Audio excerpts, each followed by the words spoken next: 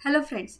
So या व्हिडिओमध्ये आपण जे काही BMS युनिव्हर्सिटीचा जो काही संहिता अध्यायाचा पेपर आहे राईट, सो त्यामधील अष्टांग हृदयाचं वन शॉट बघणार आहोत. सो कमीत कमी वेळेत आपला पूर्ण सिलेबस अष्टांग हृदयाचा तो आपण या व्हिडिओमध्ये कव्हर करणार आहोत. सो व्हिडिओ एंडपर्यंत बघा, तुमच्यासाठी उपयोगी आहे. आणि चॅनलला सबस्क्राईब करून घ्या, कारण या चॅनलवर तुम्हाला BMS रिलेटेड सर्व इन्फॉर्मेशनही मिळणार आहे.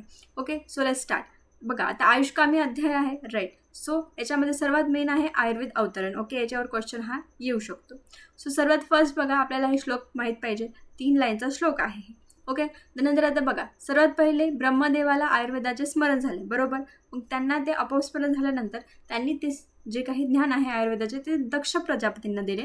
मग दक्ष प्रजापतींनी अश्विनी कुमारांना दिले. हे कोण होते? देवांचे वैद्य होते. ओके, त्यानंतर आहेत अश्विनी कुमारांनी इंद्रदेवाला दिले हे ज्ञान. नंतर इंद्रदेवाने भारद्वाज ऋषींना हे ज्ञान दिले. मग भारद्वाज ऋषींनी त्यांच्या अनुयायांना मग ते ज्ञान सोपवले. ओके, मग त्यामध्ये पुनर्वसु अत्रेय आहे, धन्वंतरी दिवदास आहे आणि आचार्य कश्यप आहे. ओके, मग पुढे त्यांनी त्यांच्या शिष्याला ते ज्ञान पास आउट केले. तर बघा, मग पुनर्वसु अत्रेयांचे 6 शिष्य होते. कोणकोणते? अग्निवेश, हरित, क्षारपाणी, भेल, जतुकर्ण, पराशर आणि दृढबल. ओके, धन्वंतरी दिवदासचे कोण होते? बघा, सुश्रुत, नागार्जुन आणि चंद्रट. नंतर आचार्य कश्यपचे कोण होते? वरिष्ठ आचार्य, अत्रि आचार्य आणि भृगु आचार्य. ओके, झालं. चार्ट काढायचा आहे असा, तेव्हा तुम्हाला छान मार्क पडतील. बघा, सुश्रुत आचार्यांची सुश्रुत संहिता, चरक आचार्यांची चरक संहिता. ओके, आणि या दोघांची कंबाईन वाग्यवटी संहिता आहे. बघा, आता मेन आहे हा क्वेश्चन अष्टांग आयुर्वेदाच्या रेसिपी येऊ शकतो. आता हा श्लोक सर्वांना पाठच असला पाहिजे कंपल्सरी. सो आयुर्वेदाची 8 अंगे आहे, म्हणजेच अष्टांग हृदय. सो सर्वात फर्स्ट आहे काय चिकित्सा. काय चिकित्सामध्ये काय आहे? इनर मेडिसिन आपण म्हणू शकतो. त्याच्यामध्ये आपल्या शरीरामध्ये जे काही कॉमन डिसीज असतात, प्रमेह, अतिसार, याच्याविषयी विस्तृत त्याच्यामध्ये चिकित्सा केलेली आहे. नंतर आहे बाल. बाल म्हणजे पेडियाट्रिक्स, म्हणजे जे काही गर्भधारणेपासून ते 16 वर्षाचं जे काही मुलं आहेत त्यांचं कसं परिचर्या करायची, त्यांचं पोषण, स्वास्थ्य रक्षण करायचं कसं करायचं हे त्याच्यात आहे. नंतर आहे ग्रह म्हणजे डिमोनॉलॉजी, म्हणजे याच्यात भूतविद्या, देव, असुर, गंधर्व यामुळे जे काही मानसिक व्याधी होतात त्यांची चिकित्सा आहे. नंतर आहे ऊर्ध्वांग राईट, याच्यामध्ये ट्रीटमेंट होते डिसीजची जे काही आपल्या ऊर्ध्व दिशेवर आहे, म्हणजे कोणकोणते? कान, नाक, डोळे, मुख, शिर आणि हे या प्रत्यंगात होणारे जे काही आजार आहे. ओके, नंतर आहे शल्य म्हणजे सर्जरी, म्हणजे शरीरातील विविध शल्ये म्हणजे फॉरेन बॉडी काढून टाकायची किंवा त्यावर शस्त्रकर्म करायचे, यंत्रशास्त्राचे वर्णन याच्यात आहे. नंतर आहे द्रष्टा म्हणजे टॉक्सिकोलॉजी राईट. सो टॉक्सिकोलॉजी अगतंत्रात आपण बघितलेली आहे. सो 6 वादी विषारी द्रव्यांचा येतं, जर दंश झालं निरनिराळ्या विषयांची जर याच्यामध्ये परीक्षा सांगितलेली आहे. नंतर आहे जरा म्हणजे जेरियाट्रिक्स, म्हणजे जे काही वृद्ध व्यक्ती आहेत त्यांच्यासाठी. याला काय म्हणतात? रसायन चिकित्सा याला म्हणतात. म्हणजे यात हे काय करते? अंगात आयुष्य टिकवते, चिरतरुण राहण्याचे उपाय सांगतात. नंतर आहे वृष म्हणजे काय? व्हेरिलिफिकेशन थेरपी ऑर अफ्रोडायसिस, म्हणजे काय तर वाचीकरण म्हणू शकतो आपल्याला. जे काही सेक्शुअल रिलेटेड जे काही डिसीज आहेत, व्याधी असतात ते. ठीक आहे, वाज म्हणजे शुक्र, वाजे म्हणजे शुक्रयुक्त, अवाजे म्हणजे शुक्र रहित. ओके, त्यानंतर आहे त्रिदोष गुण, म्हणजे दोषांची जे काही 3 दोष आहेत त्यांचे गुण काय सांगितलेले आहेत. ओके, सो श्लोक पाठच पाहिजे 3. तत्र वृक्षलोको शीत खरस वृक्षजल अनिल, वाद दोषाचे गुण. नंतर आहे पित्तस स्नेह तीक्ष्ण लघु विस्र सरद्रव, पित्त दोषाचे गुण. नंतर आहे स्निग्ध शीत गुरुमंदस लक्षण मृतुस्थन स्थिर कफ, हे आहे कफ दोषाचे गुण. ओके, नंतर आता रोगाचे भेद सांगितलेले आहेत. रोगाचे 2 टाईप्स आहेत, नीच आणि आगंतुक. नीच म्हणजे काय तर पहिले वात आदी दोष हे काय होणार? कुपित होतात आणि मग त्याच्यानंतर मग ते वात आदी दोष व्याधी निर्माण करतील बॉडीमध्ये. पण आगंतुक काय असतात? ते काय करतात? पहिले बाहेर कारणामुळे आपल्याला काहीतरी व्याधी होईल आणि त्याच्यानंतर मग वातादी दोष कुपित होईल. ओके, समजलं. नंतर आहे चिकित्साचे भेद. चिकित्साचे टाईप्स काय आहे? शोधन आणि शमन. शोधन म्हणजे काय तर वाढलेले जर खूपच दोष वाढले तर त्यांना दोषांना डायरेक्ट बॉडीच्या बाहेर काढणे, आणि शमन म्हणजे काय तर वाढलेल्या दोषांना शरीरामध्येच तिथे त्यांचं शमन करून टाकणे, शांत करणे. नंतर आहे दोष टॉपिक. याच्यामध्ये काय? दोषची व्याख्या दुसऱ्यांदी येते. दोषांचे स्वतंत्रपणे दूषित होतात, त्यांना दुसऱ्याची गरज नाही, आणि जे बाकीच्या गोष्टींना दूषित करतात जसं की धातू असतील राईट. त्यानंतर आता मुख्य 3 दोष आहेत, माहितीच आहे. आता त्याचे स्वरूप काय आहे? विकृत, अविकृत, देहभ्रांती, ते वर्तयंतीचे. म्हणजे विकृत म्हणजे दोषची वृद्धी असू शकते आणि क्षयसुद्धा असू शकतो. ओके, आता विकृत दोष हे रोग उत्पन्न करतात, शरीराचा नाश करतात राईट, आणि साम्य अवस्थेत ते शरीराचे रक्षण करतात. ओके, तर स्थान काय आहे दोषांचे?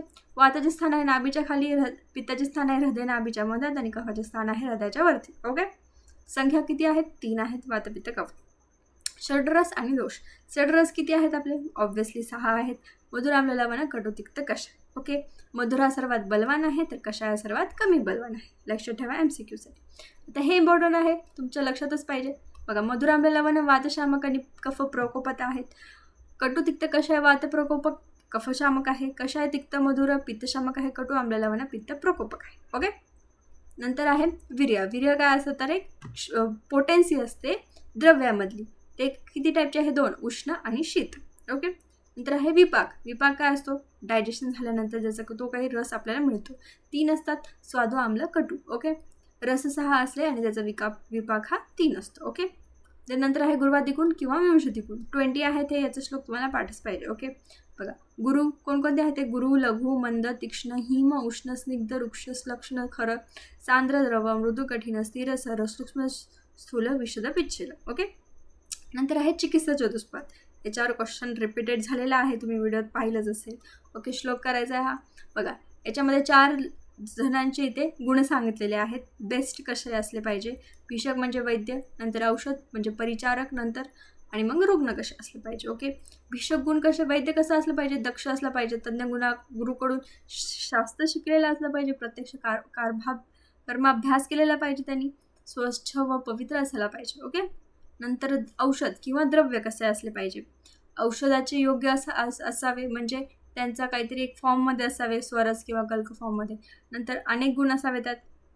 नंतर ते संपन्न असावे, म्हणजे ताजे असावे, शुद्ध असावे, काही कोणतेही कृमी आणि दूषित नसायला पाहिजे ते. नंतर काय आहे ते? रोगास दूर करणारे असले पाहिजे ते औषध. बरोबर, नंतर उपस्थता किंवा परिचारिका म्हणजे आपण नर्स म्हणतो. ओके, ते कसे असले पाहिजे? रोगावर प्रेम करणारे, म्हणजे त्यांची काळजी घेणारी चांगली. शुचिभूत म्हणजे पवित्र असले पाहिजे, शुद्ध असले पाहिजे, दक्ष असले पाहिजे आणि बुद्धीने हुशार सेवक असायला पाहिजे. नंतर रोगीचे गुण. रोगी कसा असला पाहिजे? धनवान असला पाहिजे, सत्ववान असला पाहिजे, धैर्यवान असला पाहिजे आणि ज्ञापक म्हणजे खरी गोष्ट सांगणार की काय झालं आहे त्याला डिसीज. ओके, नंतर आहे रोगी आणि रोग परीक्षा. हे सुद्धा इम्पॉर्टंट आहे, याच्यावर मे बी क्वेश्चन येऊ शकतो. बघा, रोगी परीक्षा काय आहे? दर्शन, स्पर्श, प्रश्नही. ओके, सर्वात पहिले दर्शनाने म्हणजे बघून काय डायग्नोस करू शकतो ते करायचं. नंतर स्पर्श करून त्याचं पाल्पेशन, टचिंग करून, नंतर प्रश्न विचारून इंट्रोगेशन करायचं, क्वेश्चन, हिस्ट्री टेकिंग. ओके, नंतर आहे रोग परीक्षा. ओके, हे इम्पॉर्टंट आहे. तर याच्यामध्ये आहे रोगाची परीक्षा करण्यासाठी 5 प्रकारे करतात, त्यालाच काय म्हणतात? निदान पंचक. क्वेश्चन येऊ शकतो. ओके, कन्फ्यूज व्हायचं नाही. तर निदान पंचकमध्ये सर्वात काय? निदान म्हणजे काय की हेतू, म्हणजे काय कारणामुळे झाला रोग. नंतर आहे पूर्वरूप, म्हणजे व्याधीचे अदृष्ट लक्षणे, म्हणजे पित्तज्वर होण्यापूर्वी नेत्रदाह होणार, म्हणजे नेत्रदाह काय झाला याचा पूर्वरूप. नंतर आहे रूप म्हणजे त्याचा एक्झॅक्ट साईन आणि सिम्पटम्स. अतिसारामध्ये काय असतं? द्रव, मल, प्रकृती. ओके, त्यानंतर उपशय म्हणजे त्याच्यानंतर आपण त्याचा काय औषध, आहार, विहार, त्याला अन्न देणार आहे की त्याच्यामुळे त्याला आराम मिळेल. ओके, आणि सप्राप्ती म्हणजे त्याच्यामध्ये आपल्याला त्याचे व्याधीचे कारण समजेल, त्याच्यात कोणता दोष आहे, कशी गती आहे व्याधीची ते समजेल. ओके, नंतर आहे व्याधीची साध्यता. इम्पॉर्टंट आहे, याच्यावर सुद्धा क्वेश्चन येऊ शकतो. बघा, व्याधीचे 2 टाईप्स आहेत, साध्य व्याधी, असाध्य व्याधी. साध्य म्हणजे बरे होणारे, असाध्य म्हणजे बरेच होऊ शकत नाही. ओके, साध्य व्याधीचे 2 टाईप्स आहे, सुखसाध्य आणि कृष्णसाध्य. ओके, आता सुखसाध्य व्याधी, आता याचा श्लोक तुम्हाला झाला तर ठीक आहे, पण स्टार्टिंगचा हा श्लोक तुम्ही करून घ्या. ओके, सुखसाध्यामध्ये काय? बघा, ज्यांची लक्षणे काय कसे असतात त्या व्याधीचे? सर्व औषधे सहन करतात ते व्याधी, जीवात्म्यात मर्मस्थान सोडून दुसरीकडे उत्पन्न होतात ते व्याधी, आणि त्याचे पूर्वरूप उपद्रव अल्प प्रमाणात असतात, आणि दुष्य रसादी धातू हे काय? प्रकृती याच्याशी असमान असतात. ओके, कृष्णसाध्य म्हणजे कष्टसाध्य, म्हणजे काय? तर ते कष्टाने साध्य होते, म्हणजे थोड्या वेळाने ते ठीक होणार आहे. त्याच्यामध्ये शस्त्रकर्म करावं लागतात. राईट, परत सुखसाध्य लक्षणासारखे नसतात ते आधी प्रतिकूल असतात. ओके, नंतर आहे याप्य. हे काय? असाध्य आहे, म्हणजे काय? याप्य म्हणजे काय? तर एखाद्या व्यक्तीला आजार असला तर तो त्याच्या मृत्यूपर्यंत त्याच्या सोबत राहील आणि तो सहजासहजी बरा होणार नाही, तो फक्त कमी होऊ शकतो, आपण त्याला कंट्रोलमध्ये ठेवू शकतो. जसं की अस्थमा असतो, दमा असतो, राईट, परत प्रमेह असतो, तो मरेपर्यंत सेम राहतो, पण त्याला आपण कधीही मिटवू शकत नाही. आणि अनुपक्रम म्हणजे काय? तर त्याचा असाध्य आहे, त्याची चिकित्साच नाही कोणत्या याच्यामध्ये, चिकित्साचे सर्व उपक्रम असफल ठरतात त्याला, जसं की एड्स असेल. राईट, ओके, समजलं एवढं? राईट, देन आपण आता नेक्स्ट चॅप्टर बघूया कोणता, तो म्हणजे दिनचर्या. ओके, सो बघा, आता दिनचर्यामध्ये काय आहे? म्हणजे दिनचर्यामध्ये आपल्याला हे सांगितलेलं आहे की आपलं काही शेड्यूल असला पाहिजे आपला. ओके. सो बघा, सर्वात फर्स्ट आहे ब्राह्ममुहूर्त. म्हणजे आपल्याला सकाळी उठायचं आहे ब्रह्ममुहूर्ताला. ब्रह्ममुहूर्त केव्हा असतो? 4:30 वाजता असतो सकाळी जनरली. आणि आपण म्हणू शकतो की रात्रीच्या शेवटच्या प्रहरातील तिसरा मुहूर्त. ओके. सो त्यावेळी उठल्यानंतर मग त्याच्यानंतर शौचविधी करायचा आहे, मलमूत्र विसर्जन करायचं आहे, नंतर दंतधावन करायचं आहे. ओके. सो आता दंतधावनाचा क्वेश्चन येऊ शकतो, पण याच्यामध्ये बघा, शौचमुख मार्जन नंतर काय करायचं आहे? नग्रोध वड खैर करंजे इत्यादीच्या कषाय कडू तिक्त या रसाच्या करंगळी एवढ्या जाड काडीने चावून त्याला ब्रश सारखं करायचं आहे आणि त्यांनी आपल्या हिरड्यांना इजा न करता ब्रश करायचा आहे. ओके. दंतधावन करायचं. नंतर आहे अभ्यंग. याच्यावर MCQ येऊ शकतो. ओके. सो बघा, आंघोळीच्या अगोदर जे रोज तेलाने मसाज केले पाहिजे, वाद दोष कमी होते आणि म्हातारपणा लांबतो, त्वचा तेज दिसते, डोळ्यांची नजर वाढते, शरीराची चांगली वाढ होते, चांगली झोप होते. ओके. नंतर आहे उदवर्तन म्हणजे ड्राय मसाज, जे आपण करतो दिवाळीच्या आधी उठणं लावतो तेच. बघा, याने काय होतं? कफाचा नाश, मेद कमी होतं, शरीराला स्थिरता, त्वचा उजळते. ओके. याला तुम्हाला एक्सपांड करायचं आहे पेपरमध्ये. मी शॉर्टमध्ये तुम्हाला फास्टमध्ये सांगत आहे. नंतर आहे स्नान. स्नाननी काय होतं? इचिंग कमी होते, पापकर्म नष्ट होतात, ड्राउझिनेस जाते, तहान कमी लागते, भूक वाढते, ऊर्जा देते, आनंदी करते, अंगाची खास कमी करते, घाण थकवा दूर करते, दाह कमी करते. नंतर आहे अभ्यंग. SAQ आहे इम्पॉर्टंट, किंवा तुम्हाला LAQ सुद्धा येऊ शकतो कंबाईनमध्ये. बघा, अभ्यंग निषेध. आता अभ्यंग कोणी करायला नाही पाहिजे? बघा, ज्यांनी पंचकर्म केलंय, कफव्याधी आहे ज्यांना अजीर्ण झालेले आहे. ओके. नंतर आहे अंजन. अंजन म्हणजे काजळ लावणे डोळ्याला बेसिकली. याच्यामध्ये टाईप्स आहे. सो सोविरांजन जे आहे यांचं दररोज वापर करायला पाहिजे. नंतर डोळ्यासाठी हितकर आहे, डोळे स्वच्छ होतात, सुंदर होतात. ओके. नंतर आहे व्यायाम करणे. सो आता व्यायाम श्लोक पाठच पाहिजे तुम्हाला याचे, व्यायाम अंजनचे, राईट, अभ्यंगाचे. तर व्यायाम केल्याने काय होतं? शरीरात हलकेपणा येतो, कार्यशक्ती वाढते, अन्नपचनशक्ती वाढते, भूक लागते, फॅट कमी होतं, जे स्नायू असतात ते घन होतात आणि उठून दिसतात. ओके. त्यानंतर व्यायाम निषेध. व्यायाम कोणी करू नये? वातरोग्यांनी, पित्तरोग्यांनी, बालकांनी, वृद्धांनी, अजीर्ण व्यक्तींनी, आम्ही व्यक्तीने व्यायाम करू नये. व्यायाम मात्रा कशी असायला पाहिजे? लिमिट व्यायामची आपल्या शक्तीच्या अर्ध्या प्रमाणात, हाफमध्ये करायची. बलवान व्यक्तीनेच करायचं आहे आणि रोज स्निग्ध पदार्थ जे सेवन करतात त्यांनीच व्यायाम करायला पाहिजे. तर व्यायाम अतिमात्रा लक्षण. व्यायाम जर अतिच केला तर काय होईल? बघा, अतिव्यायामामुळे तृष्णा लागेल, धातूची झीज, अस्थमा होईल, रक्तपित्त, श्रम करताना थकवा, खोकला, ज्वर, उलटी होऊ शकतं. ठीक आहे. नंतर आहे रसांजन. अंजनाचा टाईप आहे हा. आता चक्षु हे अग्निमहाभूत प्रधान असतं, राईट. सो यामध्ये 8 दिवसात एकदा रसांजन हे टाकून डोळ्याला घालायचं असतं. ओके. त्यामधून डोळ्यातून पाणी येते आणि डोळ्यातील जो काही कफ आहे तो दोष स्त्रवून बाहेर येतो. नंतर आहे दशविध पापकर्म म्हणजे सद्वृत्त किंवा सदाचार. म्हणजे 10 हे जे गोष्टी आहे हे आपण करायला नाही पाहिजे. त्याच्यात कोणकोणते आहे बघा, श्लोक करून घ्यायचा आहे. सर्वात फर्स्ट आहे हिंसा करायची नाही, असते म्हणजे चोरी नाही करायची, अनर्थ्य काम नाही करायचं आहे, पेशून्य नाही करायचे, नृत्य नाही करायचे, असत्य नाही बोलायचं आहे म्हणजे खोटं नाही बोलायचं आहे, कठोर नाही वागायचं दुसऱ्यांशी, परत दोष नाही काढायचे दुसऱ्यांच्या कामामध्ये कधी पण, परत अन्नभिन्न अलाप म्हणजे बडबड नाही करायची व्यर्थ, परत दुसऱ्यांच्या अपोजिट नाही वागायचं आहे, परत दृक विपर्य म्हणजे दृष्टी किंवा मग आई वडील गुरु यांच्यामध्ये श्रद्धा न ठेवणे, हे जे म्हणतील त्यांच्या विरुद्ध काम करणे. ओके. हे गोष्टी करायच्या नाही. झालं. नंतर आपला जो काही पुढचा चॅप्टर आहे तो आहे ऋतुचर्या, राईट. सो बघा, त्याच्यामध्ये आपल्याला एक SAQ फिक्स आहे, LAQ मे बी येऊ शकतो. बघा, सर्वात फर्स्ट आहे षड ऋतू. आपले टोटल 6 ऋतू आपण म्हणतो आयुर्वेदामध्ये. ओके. ते कोणकोणते आहेत? शिशिर, वसंत, ग्रीष्म, वर्षा, शरद, हेमंत. ओके. याला आपण असं म्हणू शकतो शी, व, गी, व, श, हे. ओके. त्या 6 ऋतूंचे 2 आयन असतात, राईट. फर्स्ट आपण बघूया आदान काळ म्हणजे उत्तरायण आणि किंवा त्याला आग्नेय काल असं म्हणतात. SAQ येऊ शकतो, LAQ येऊ शकतो दोघांचा. आदान काळ, विसर्ग काळ, त्याच्यामुळे नीट लक्ष द्या. ओके. तुम्हाला याच्यातले ऋतू माहीत पाहिजे. बघा, आदान काळचं मध्ये कोणकोणते ऋतू असतात? शिशिर, वसंत, ग्रीष्म. याला आपण शी, व, गी असा तिथे ट्रिक लावू शकतो. शी, व, गी, आदान काळ. ओके. आदान काळावर असं लक्ष ठेवा की आदान काळामध्ये सूर्याची उष्णता जास्त आहे म्हणून त्याला आदान काळ म्हणजे म्हणू शकतो. ओके. याच्यामध्ये काय सूर्य हा उत्तरेकडे जातो, शरीर बल कमी होते. बघा, सूर्याचे बळ वाढले की शरीराचे बल कमी. ओके. नंतर बघा, या काळात सूर्य व वायू अत्यंत तीक्ष्ण, उष्ण आणि वृक्ष असतात. ते पृथ्वीच्या सौम्य गुणाचा ऱ्हास करतात. त्यामुळे कटू, तिक्त आणि तुरट रसाचे प्राबल्य वाढते आणि शरीरातील स्निग्धता कमी होते आणि वृक्षता वाढते, दुर्बलता कमी होते. ओके. चला, आता ऋतुचक्र आपल्याला माहीत पाहिजे. बघा, आता हे आहे आदान काळाचं ऋतुचक्र. तर कसं? बघा, सर्वात फर्स्ट आहे शिशिर ऋतू. त्याचा महिना कोणता आहे? माघ आणि फाल्गुन म्हणजे जानेवारी, फेब्रुवारी, मार्च. ओके. याच्यात सूर्यबल आणि चंद्रबल लिहिले. चंद्रबल इज इक्वल्स टू माणसाचे बल आपण असं म्हणू शकतो, राईट. तर बघा शी व गी असं लिहायचं आहे. नंतर हे नाही लिहिलं तरी चालतं, ओके. महिन्यांचं इतकं काही नाही आहे, पण सूर्यबल आणि चंद्रबल लिहा, ओके. सूर्यबल कसं लिहायचं? पूर्ण पूर्णतर पूर्णतम, ओके, शी व गीला. आणि चंद्रबलला कसं लिहायचं आहे? क्षीण क्षीणतर क्षीणतम, ओके. ट्रिक लक्षात ठेवा फक्त, तर आणि तम लावायचं आहे. नंतर आहे बघा विसर्ग काळ, ओके. विसर्ग काळामध्ये काय आहे? त्यालाच म्हणतात दक्षिणायन, म्हणजे सूर्य हा दक्षिणेकडे जाईल, राईट. सो बघा त्याच्यामध्ये कोणते ऋतू असतात? वर्षा, शरद, हेमंत. याला काय म्हणू शकतो आपण? व श हे. ट्रिक आहे, ओके. त्याच्यात काय होतं? चंद्राचे अधिपत्य म्हणजे चंद्राचे बल जास्त असते, बलवान असतो चंद्र. हा काळ शीत असतो, सौम्य असतो. आदान काळ उत्तरायण काय असतो? तीक्ष्ण, म्हणजे आपण उन्हाळा लक्षात ठेवू. आणि दक्षिणायन काय असतो? थंडीवाला, ओके. चंद्राचे बल जास्त, ओके. याच्यात आम्ल लवण मधुर रसाचे प्राबल्य असते, स्थिरता वाढते बॉडीतली आणि शरीर बल वाढते. चंद्रबल वाढले की शरीर बल वाढणार, ओके. आणि सूर्यबल कमी होणार. आता याच्यामध्ये बघा ऋतुचक्र कसं आहे? वश हे लिहिलं, मग सूर्यबल, चंद्रबल आणि शरीरबल असे लिहू शकता.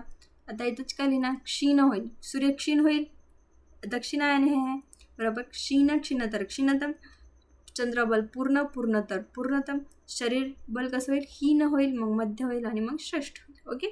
कमीपासून जास्तकडे, ओके. नंतर आता ऋतू आणि दोष प्रभाव कसा आहे? आता हा चार्ट तुमच्यासाठी फार इम्पॉर्टंट आहे, ओके. डायरेक्ट तुम्हाला क्वेश्चन विचारू शकतात, ओके. लक्ष ठेवायचं असं शी व गी व श हे. आणि इथे लिहायचं संचय प्रकोप शमन, ओके. संचय म्हणजे जमा होणे, प्रकोप म्हणजे वाढणे, आणि शमन म्हणजे त्याला ते कमी होऊन जातं, ओके. मग असं लिहा कफ, पण फर्स्ट सेकंड थर्डमध्ये कफ लिहायचं आहे, डिसेंडिंग लाईन.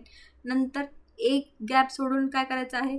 वात लिहायचं आहे, आणि त्यालाच कंटिन्यू करायचं आहे, गॅप नाही सोडायचं. आणि पित्त लिहायचं आहे, हेमंतमध्ये पित्त असं लक्षात ठेव, ओके. ट्रिक, बाकी डॅश डॅश मदत करायची, ओके. त्यानंतर आहे हेमंत ऋतुचर्या, इम्पॉर्टंट आहे, क्वेश्चन येऊ शकतो SQ, ओके. आता याच्यामध्ये हेमंत ऋतुचर्यामध्ये त्याचं लिहायचं की काय असतं? उत्तरायण असतं का दक्षिणायन असतं? काय असतं? वश हे दक्षिणायन असतं, राईट. ते लिहायचं, पहिले इंट्रोडक्शन लिहायचं. त्यानंतर हेमंतमध्ये थंडी असते, ओके. ते आपण लिहू शकतो तेवढं. आता याच्यात त्याचं इंट्रोडक्शन लिहायचं, मग लिहायचं त्याच्यात आहार कोणता चालतो. तर त्यावेळेस जाठराग्नी तीक्ष्ण असते हेमंतमध्ये, तर आहार गुरु, बृहणकारक, नूतन, मद्य, इक्षू, दूध असा असला पाहिजे. दुग्धजन्य पदार्थ, वसा, तैल, मांसाहार करायचं. मधुर, आम्ल, लवण रसाचं सेवन हेमंतमध्ये, ओके. विहार कसा असला पाहिजे? तेच शीतवाला लिहायचा, म्हणजे शीत थंडीमध्ये कसा असतो बघा आपला विहार. काय करतो आपण? व्यायाम करतो, अभ्यंग करतो, स्वेदन करतो, धूमपान, उष्ण जलाने स्नान, अगुरुलेप लावणे, उष्ण कंबल प्रयोग, उबदार कपडे घालणे, राईट. नंतर बघा आता मार्गशीर्ष आणि पौष महिन्यातील ऋतू आहे. हा सर्व धातूंची पुष्टी होते, बळाची वृद्धी होते, वात आणि कफदोष वाढतात याच्यात, ओके. नंतर आहे शिशिर ऋतुचर्या. आता ही हेमंत ऋतुचर्यासारखी, शिशिर म्हणजेच थंडीमध्येच येतो हा पण. मग याचं सेम ह्याच्यामधलंच आहार विहार लिहायचं आहे थंडीसारखं, ओके. सो हेमंतपेक्षा थोडी जास्त थंडी असते, मग थोडं एक्स्ट्रा आपण लिहू शकतो थंडी आहे म्हणून. आणि आदानकाळ सुरू होतो इथून, ओके. नंतर आहे वसंत ऋतुचर्या. आता वसंत ऋतुचर्यामध्ये आहार कसा असला पाहिजे? कफ शमनार्थ, कफ कमी करणारा असला पाहिजे. कडू तिक्त कशा रस सेवन करायचं, उष्ण पदार्थ सेवन करायचे आहे. यव, गहू, मध, हरिण असा ससा, जंगल मांस, ओके. उसाची दारू, सुंठीचे पाणी प्यायचे आहे. विहार कसा असला पाहिजे? चंदन लेप, अगरुलेप, वमन नसते करायचे. उठणे, मर्दन, दिवास्वाप टाळायचा आहे, ओके. नंतर आहे ग्रीष्म ऋतुचर्या, म्हणजे खूप उन्हाळा डायरेक्ट, ओके, पीक लेवलचा. सो याच्यात थंड, शीत पेय, फळाचे सरबत, श्रीखंड, मोरंबे, मनुका, खजूर खायचा आहे. तिखट, मीठ, आंबट, उष्ण पदार्थ नाही खायचे आहे उन्हाळ्यात, ओके. विहार कसा असला पाहिजे? व्यायाम करायचा नाही, थंड आणि शीत जागी बसायचं आहे, शीत जल स्नान करायचं आहे, ओके. ग्रीष्म ऋतूत सूर्याची किरणे प्रखर आणि तेज असतात, ओके. आणि कफ क्षीण होऊन वायू वाढतो, वायू म्हणजेच वात, ओके. त्यानंतर आहे वर्षा ऋतुचर्या, म्हणजे काय? पाऊस पडतो, ओके. सो याच्यात आहार कसा असला पाहिजे? जुने धान्य, मूग, जंगलमास, जुनी मद्य, अरिष्ट घ्यायचं आहे. आंबट, खारट, स्निग्ध पदार्थ, मध घ्यायचं आहे. उकळून थंड केलेले जल प्यायचे आहे, कारण तेव्हा अशुद्ध होते जल, राईट. नदीचे पाणी प्यायचेच नाही. सातूच्या पिठाच्या पाण्यातील लापशी, व्यर्ज, ओके. विहार कसा असला पाहिजे? दिवसा झोपायचं नाही वर्षा ऋतूमध्ये. वमन, विरेचन, बस्ती करायचं आहे दोष शमनासाठी, ओके. याच्यात वातदोष वाढतो बघा, अग्निमंद होतो, वात पित्त आदीचा प्रकोप होतो, ओके. नंतर आहे शरद ऋतुचर्या, ओके. शरद ऋतुचर्यामध्ये आहार कसा असला पाहिजे? तांदूळ, मूग, पडवळ, मध, साखर, जंगलमास घ्यावे. मधुर, तुरट, कडू, लघु पदार्थ घ्यावे.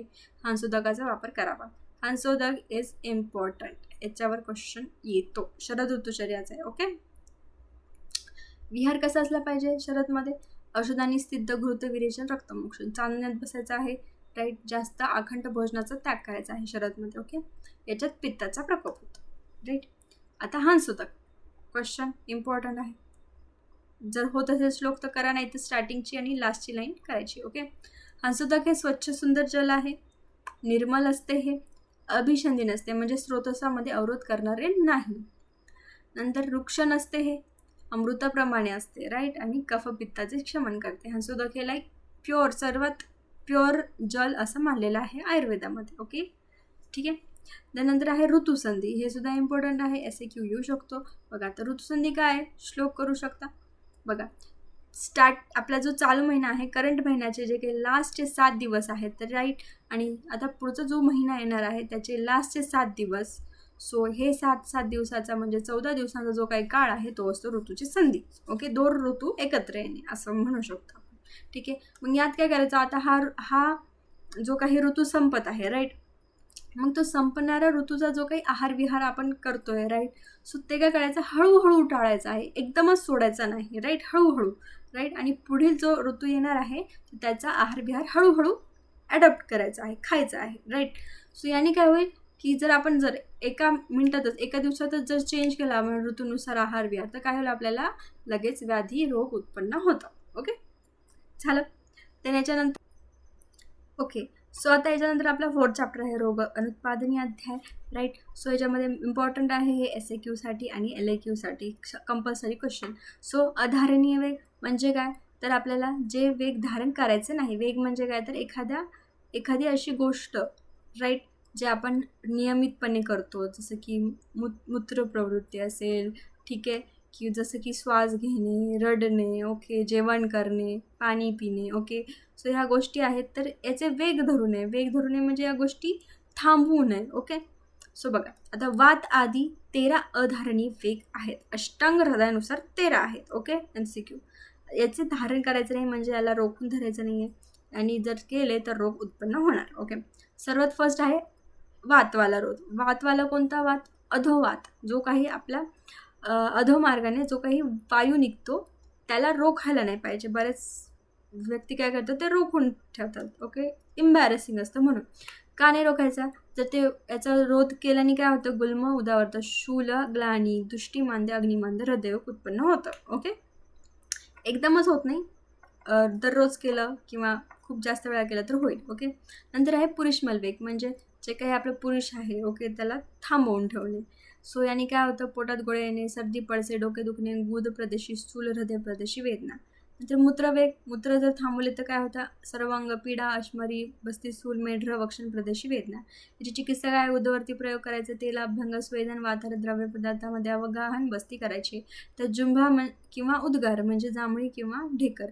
यांनी काय होतं, ॲनॉरेक्सिया, अरुची, कंप, हृदय, छाती बांधल्याप्रमाणे वाढणे, उचकी येणे. राईट. नंतर आहे क्षवतवेग म्हणजे शिंक थांबवणे. आणि काय होतं, शिरशूल होतं, इंद्र दौर्बल्य, मन्यास्तंभ अर्धित होतं. राईट. चिकित्सा काय आहे, तीक्ष्ण धूम्रपान, तीक्ष्ण अंजन, तीक्ष्ण अवपीडन नसते. नंतर आहे तृष्णावेग, तहान थांबवू नये. आणि काय होतं, शोष, सर्वांग कोरडे पडते, शरीर उत्साहरहित होते, शिथिल पडते, बहिरेपणा येऊ शकतो, मूर्छा, चक्कर, हृदयपीडा होते. चिकित्सा काय आहे, शीतजल तोंडावर मारणे, शीतजल जागेवर बसते. नंतर आहे क्षुधावेग म्हणजे भूक रोखणे. भूक रोखलं काय होतं, अंगभंग होते, अरुची होते, शरीर थकल्याप्रमाणे वाटणे, शरीर कृश, शूल, वेदना होते. चिकित्सा काय आहे, लघुस्निग्ध, उष्ण, अल्प आहार सेवन करायचे आहे.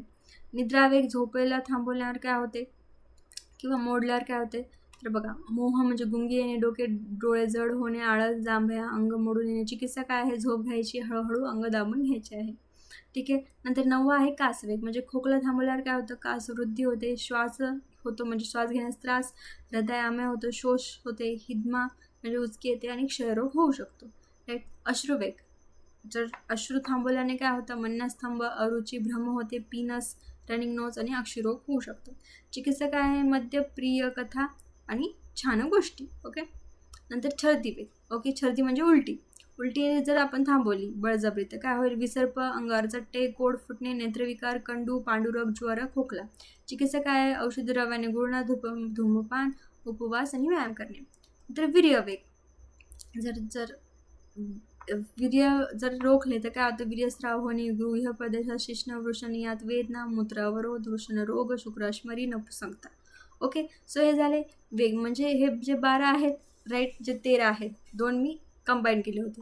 सो हे जर आपण थांबवले तर आपल्याला व्याधी हे कंपल्सरी होणारच राईट. हे तुम्हाला तेवढं लिहायचं आहे पेपरमध्ये.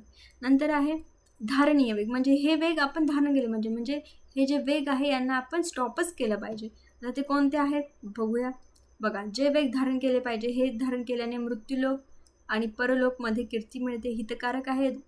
आता हे कोणकोणते आहेत वेग? लोभ, ईर्ष्या, द्वेष, मात्सर्य, राग, नियंत्रण असायला पाहिजे राईट. नंतर आहे संशोधनाचे महत्त्व. आता संशोधन म्हणजे काय तर पंचकर्माचे महत्त्व काय असते बघा. काय करते, कुपित दोष लंघन वाचन व शमन चिकित्सेने कमी करून सुद्धा परत कुपित होतात राईट. मग पंचकर्म किंवा शोधन चिकित्सेने गेल्यास पुन्हा उत्पन्न होत नाही, मुळासकट नष्ट होतात. आगंतुज रोग. आगंतुज रोग काय आहे, बाय एक्सटर्नल एजन्सीजने होतात राईट. पहिले काय होतं, बाहेरील कारणामुळे आपल्याला व्याधी होतात, मग त्याच्यामुळे दोष प्रकोपित होतात आणि मग त्याचे अजून ते व्याधी निर्माण होतात. ओके, हे आहे आगंतुज रोग. ठीक आहे, सो हे झालं आपलं. ओके, सो आपला 5वा चॅप्टर आहे द्रव विज्ञानी. ओके, सो याच्यामध्ये जे काही द्रव आहे, लिक्विड्स आहेत, सो त्याची इन्फॉर्मेशन आहे. मे बी याच्यावर येऊ शकतो आपल्याला एक SAQ. ओके, सो सर्वात फर्स्ट आहे तोय वर्ग. म्हणजे जलवर्ग काय आहे. सो बघा, सर्वात फर्स्ट आहे ते गंगोदक. म्हणजे आकाशीय जल सांगितलेलं आहे, ते सर्वात शुद्ध आहेत, आकाशातून भूमीवर पडते राईट. हे घाण जागेत पडल्यास अयोग्य आणि स्वच्छ होतं ऑब्व्हियसली, आणि शुद्ध आहे, आल्हाददायक आहे, तृप्तीदायक आहे. नंतर जलपान निषेध. म्हणजे कोणी जल पिऊ नये. बघा, ज्यांची मंद अग्नी आहे, गुल्म आहे, ज्यांना पांडू आहे, उदर आहे, अतिसार, मूळव्याध, संग्रहणी, सूज असल्यास पाणी प्यायचं नाही आहे त्यांनी जास्त, आणि थोडंसंच प्यायचं आहे. ओके, शीतजल. जे थंड पाण्याने मधात ते होतं ग्लानी, मूर्छा, वांती, श्रम, हे जे काय असतात, तृष्णा, गरमी, हे सगळे कमी होतात राईट. नंतर आहे उष्णजल. उष्णजलाने पाचक, दीपक, लघु, मूत्रशोधक आहे. त्याने उचकी, पोटफुगी, वात, कफ, श्वासजरश, कासश्वास, पिणं, सजीर्णमध्ये हितकारक आहे. नंतर आहे नारळाचे पाणी. नारळाचे पाणी स्निग्ध, मधुर, शुक्रवर्धक, थंड, पित्तवात, शामक, दीपक, मूत्रशोधक आहे. नंतर भोजन काल जलपान. भोजन आणि जलपानचं कसं असलं पाहिजे. जेवणाआधी पाणी पिल्याने काय होतं, व्यक्ती कृश होतो. जेवणाच्या मध्ये पाणी पित राहिल्याने सडपातळ म्हणजे मेंटेन राहतो, आणि जेवणाच्या शेवटी पाणी पिल्याने व्यक्ती स्थूल होतं म्हणजे जाड होतं. ओके, नंतर आहे दुग्धवर्ग. दुधाचा वर्ग येऊ शकतो क्वेश्चन. सो याच्यामध्ये बघा, गाय, म्हैस, शेळी, उंटीन, स्त्री, मेंढी, हत्तीन, एक खुरा, असे 8 प्रकारचे दूध सांगितलेले आहेत. सो दुधाचे गुणधर्म कसे असतात. सर्व दूध हे मधुर, स्निग्ध, तेजोवर्धक, धातुवर्धक, शुक्रकर, वातपित्त, गुरु, शीता आहे राईट. जे काही आता फर्स्ट आहे गायचे दूध. गायचे दूध कसे आहे, जीवनीय, रसायन, मैद्य, बल्य आहे, स्तन्यवर्धक, उरक्षतमद, मनुष्याना हितकर, श्रम, मद, निस्तेजता, श्वासघात, अति तृषा, अतिक्षुधा, मूत्रकृष्ठ, रक्तपित्ताचा नाश करते राईट. नंतर म्हशीचं दूध कसे आहे, गायच्या दुधापेक्षा जास्त गुरु आणि थंड असते. त्यांनी जास्त भूक लागते, निद्रा येत नाही, त्यांच्यासाठी चांगलं आहे हे म्हशीचं दूध. नंतर शेळीचे दूध हे पाणी कमी पिते, त्याच्यामुळे जास्त फिरते शेळी, त्यामुळे काय होतं, शेळीचे दूध हे हलके असते राईट. यांनी क्षर, ज्वर, श्वास, रक्तपित्त, अतिसार यांचा नाश होतो. नंतर आहे उंटिणीचे दूध. हे किंचित वृक्ष असते, उष्ण असते, खारट असते, लघु आणि दीपक असते. यांनी वात, कफ, पोटफुगी, कृमी, सूज, उदर, मूळव्याध यांना हितकर आहे. नंतर आहे स्त्रीचे दूध. आईचे दूध आपल्या बघा, वात, पित्त, रक्तदोष, नेत्रदोष आणि नस्य करण्याच्या उपयोगी आहे आणि सर्वात श्रेष्ठ मानले आहे. नंतर आहे मेंढीचे दूध. मेंढीचे दूध हृदयाला हितकर, उष्ण, वातवादी नाशक, अधिक पिल्याने उचकी, श्वास, कफ, पित्त हे रोग होतात. ओके, नंतर आहे ताकाचे गुण. ताक कसे असते, पचायला हलके, आंबट, किंचित तुरट, वातनाशक, कफग्न, दीपक, उदर, मूळव्याध, संग्रहणी, मूत्र, वस्त्रस्थांचे रोग, बालग्रह, अरुची, गुल्म, पांडू, विषजन्य, वृतजन्य विकार यांचा नाश करते. नंतर आहे लोणी, जे काही बटर आहे. ओके, सो लोणी कसं असतं, कामोत्तेजक, थंड, वर्ण, बल, अग्निवर्धक असतं, अवष्टंबक असतं राईट. वातपित्त, रक्तपित्त, क्षय, मूळव्याध, अर्धी, खोकला यांचा नाश करते राईट. तूप कसं असतं आपलं, शीत असतं, बुद्धी, स्मृती, जाठराग्नी, बल, आयुष्य, शुक्र व दृष्टीसाठी हितकर असतं. वातपित्त, विषदोष, उन्माद, शोष, निस्तेजपणा यांचा नाश करते. नंतर आहे इक्षुवर्ग. इक्षु म्हणजे ऊस. ओके, याचा आता ऊसाचा रस कसा असतो? जड स्निग्ध पौष्टिक कफवर्धक मूत्र वृक्ष थंड रक्तपित्तघ्न मधुर रसाचा असतो. गुळ कसा असतो? कफकारक असतो किंचित आणि मलमूत्र शुद्धीकर असतो आणि नवीन गुळ हा अग्निमांद्य करतो. राईट. मध, आता मध कसं असं नेत्रासाठी हितकर. मध हे सर्वात श्रेष्ठ आहे औषध. ओके. नेत्रासाठी हितकर आहे. कफाचे विकार, तहान, कफवृद्धी, विष, उचकी, रक्तपित्ताचा नाश करते. कोड, प्रमेह, कृमी, छर्दी, श्वासकार यावर गुणकारी आहे. नंतर आहे तेल वर्ग. तेलाचे ऑइलचे वर्ग कसे सांगितले आहे आयुर्वेदाने? तीळ तेल हे सर्वात श्रेष्ठ सांगितलेले आहे. हे कसं आहे? तीक्ष्ण शरीरात लवकर पसरते, त्वचाला हानिकारक असते, उष्ण स्पर्श उष्णवीर्य असतं, पित्तकारक आहे आणि कृमिघ्न आहे. राईट. नंतर आहे एरंड तेल. आता याच्यात पण टाईप्स आहे. श्वेत एरंडाचं कसं असतं? कडवत, गोड, विरेचक, गुरु तिखट आहे. अंडवृद्धी, गुल्म, वात, कफ, उदररोग, विषमजड दूर करते. रक्त एरंडे त्याचं असतं श्वेतापेक्षा अधिक तीक्ष्ण आणि उष्ण आणि पिच्छल असते.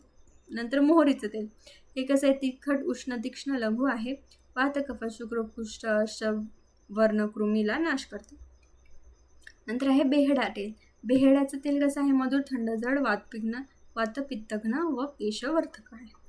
नंतर आहे मध्यवर्ग, म्हणजे जे काही दारू आहे. ओके, त्यांचे वर्ग. सो मध्य योग्य मात्रेत घेतल्यास दाढराग्नी प्रदीप्त करणारे आहे. तीक्ष्ण आणि उष्ण तृप्त करणारे. बृहण, कडू, तिखट, आंबट, कषाय असते. विरेचक असते. स्वर, आरोग्य, बुद्धी, शरीर कांती वाढवणारे असते आणि अतिमात्रेत जर घेतले तर विषासारखे आहे. म्हणून जे काही आहे ड्रिंक करायचं नसतं. राईट. आता मद्य निषेध. मद्य कोणी घ्यायचं नाही? जे उष्ण विहार घेतात त्यांनी घ्यायचं नाही आहे. विरेचन घेतले आहे ज्यांना शुद्ध लागलेले आहे त्यांनी प्यायचं नाही मद्य. सुरा हे एक टाईप आहे मद्याचा. हे आहे तांदळाच्या पिठापासून बनवलेले मद्य. जड, वातनाशक, मेद, रक्त, स्तन्य, मूत्र यांची वृद्धी करणारे आणि गुल्म, अर्श, उदरग्रहणी, क्षय यांचा नाश करते.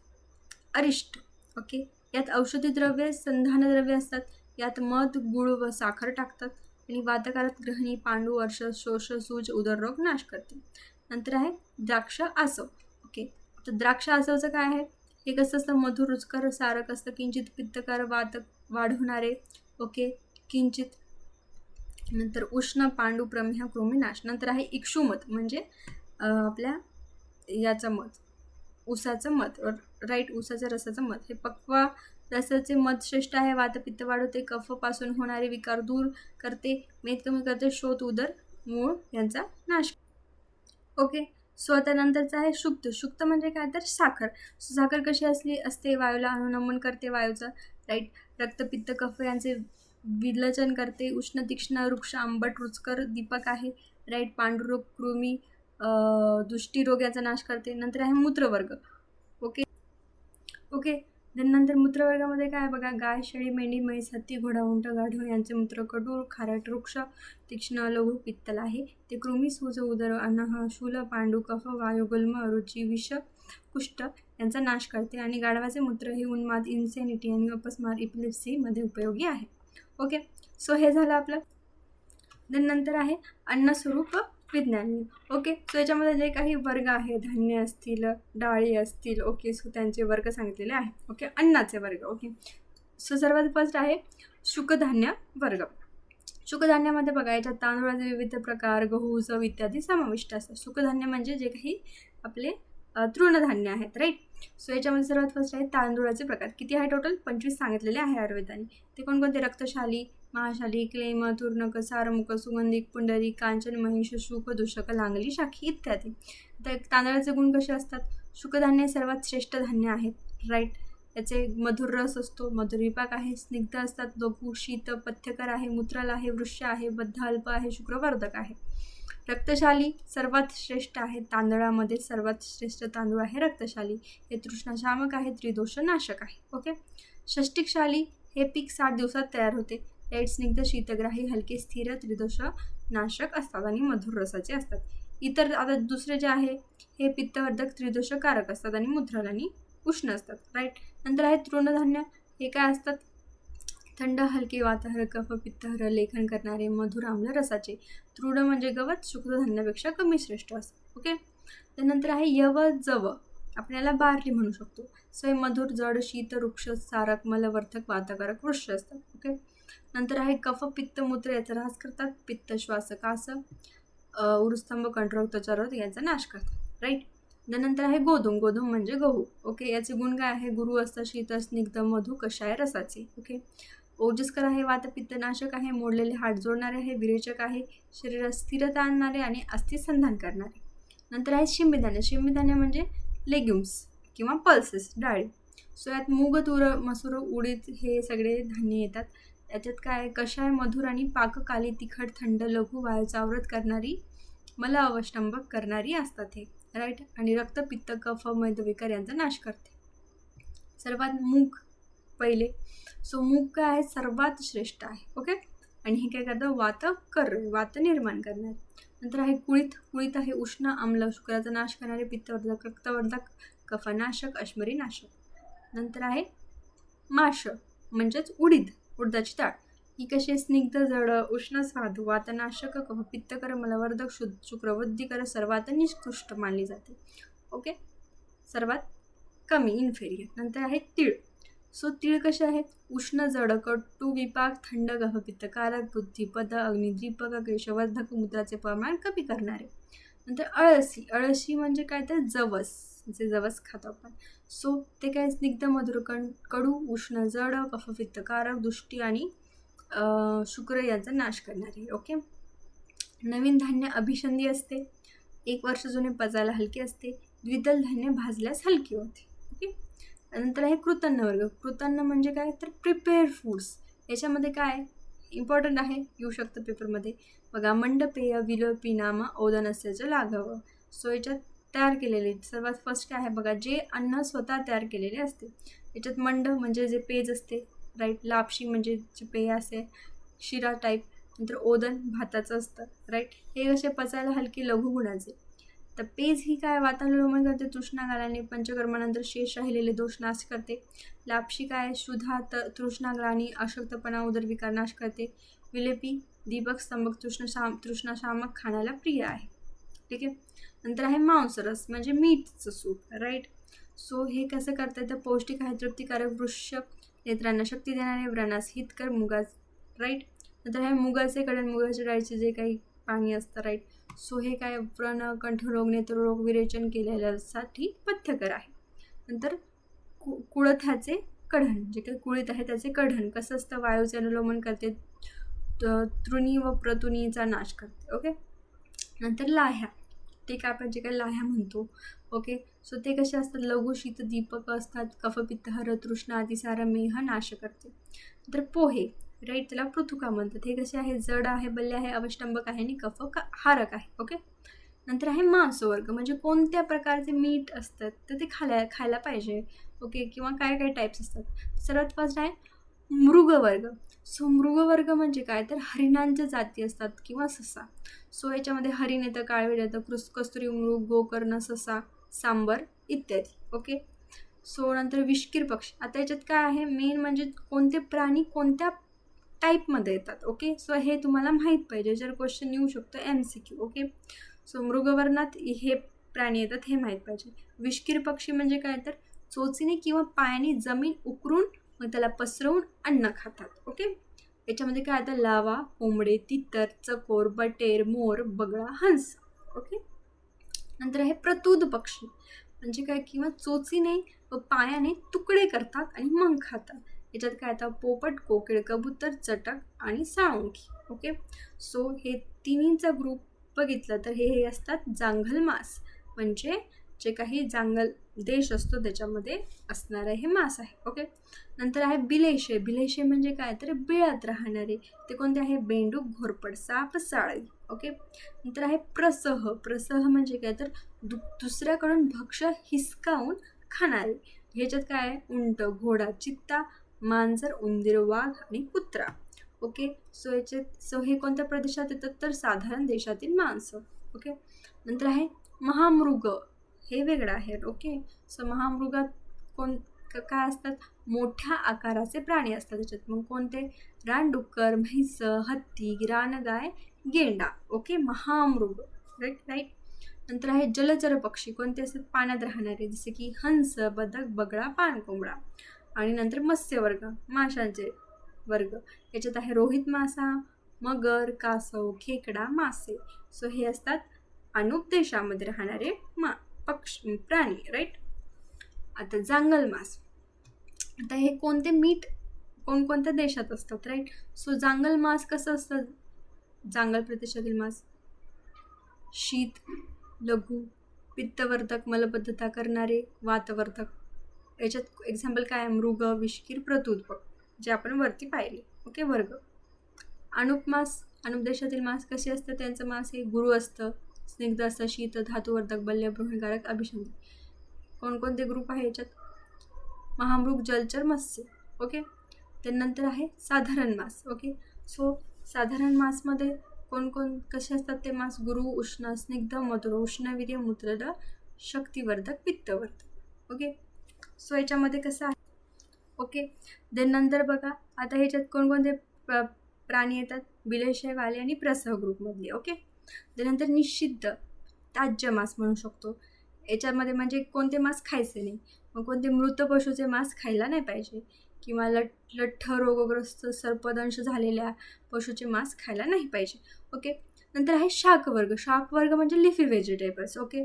तर याच्यामध्ये काय, फळभाज्या, कंद, मूळ, शाक, हे 4 वर्ग आहेत, राईट. सो याच्यामध्ये पाठा, शटी, सुषा, सुंदिष्णा, मटर, भाज्या, लघु, स्तंभक आणि त्रिदोषहारक आहेत. आणि राजक्षव म्हणजे दुधी, ग्रहणी, अर्श या विकारापासून फार प्रशस्त आहे. नंतर त्या शीतवीर्याच्या भाज्या, शीत असणाऱ्या भाज्या, पडवळ, शिकेकाई, निंब, गुडवेल, रिंगणी, अडुळसा, रामी, रानतीळ, कारले, वांगी इत्यादी शीतवीर्याचे असतात. कडू असतात, दीपक असतात, तिखट, मलावरोधक आहे.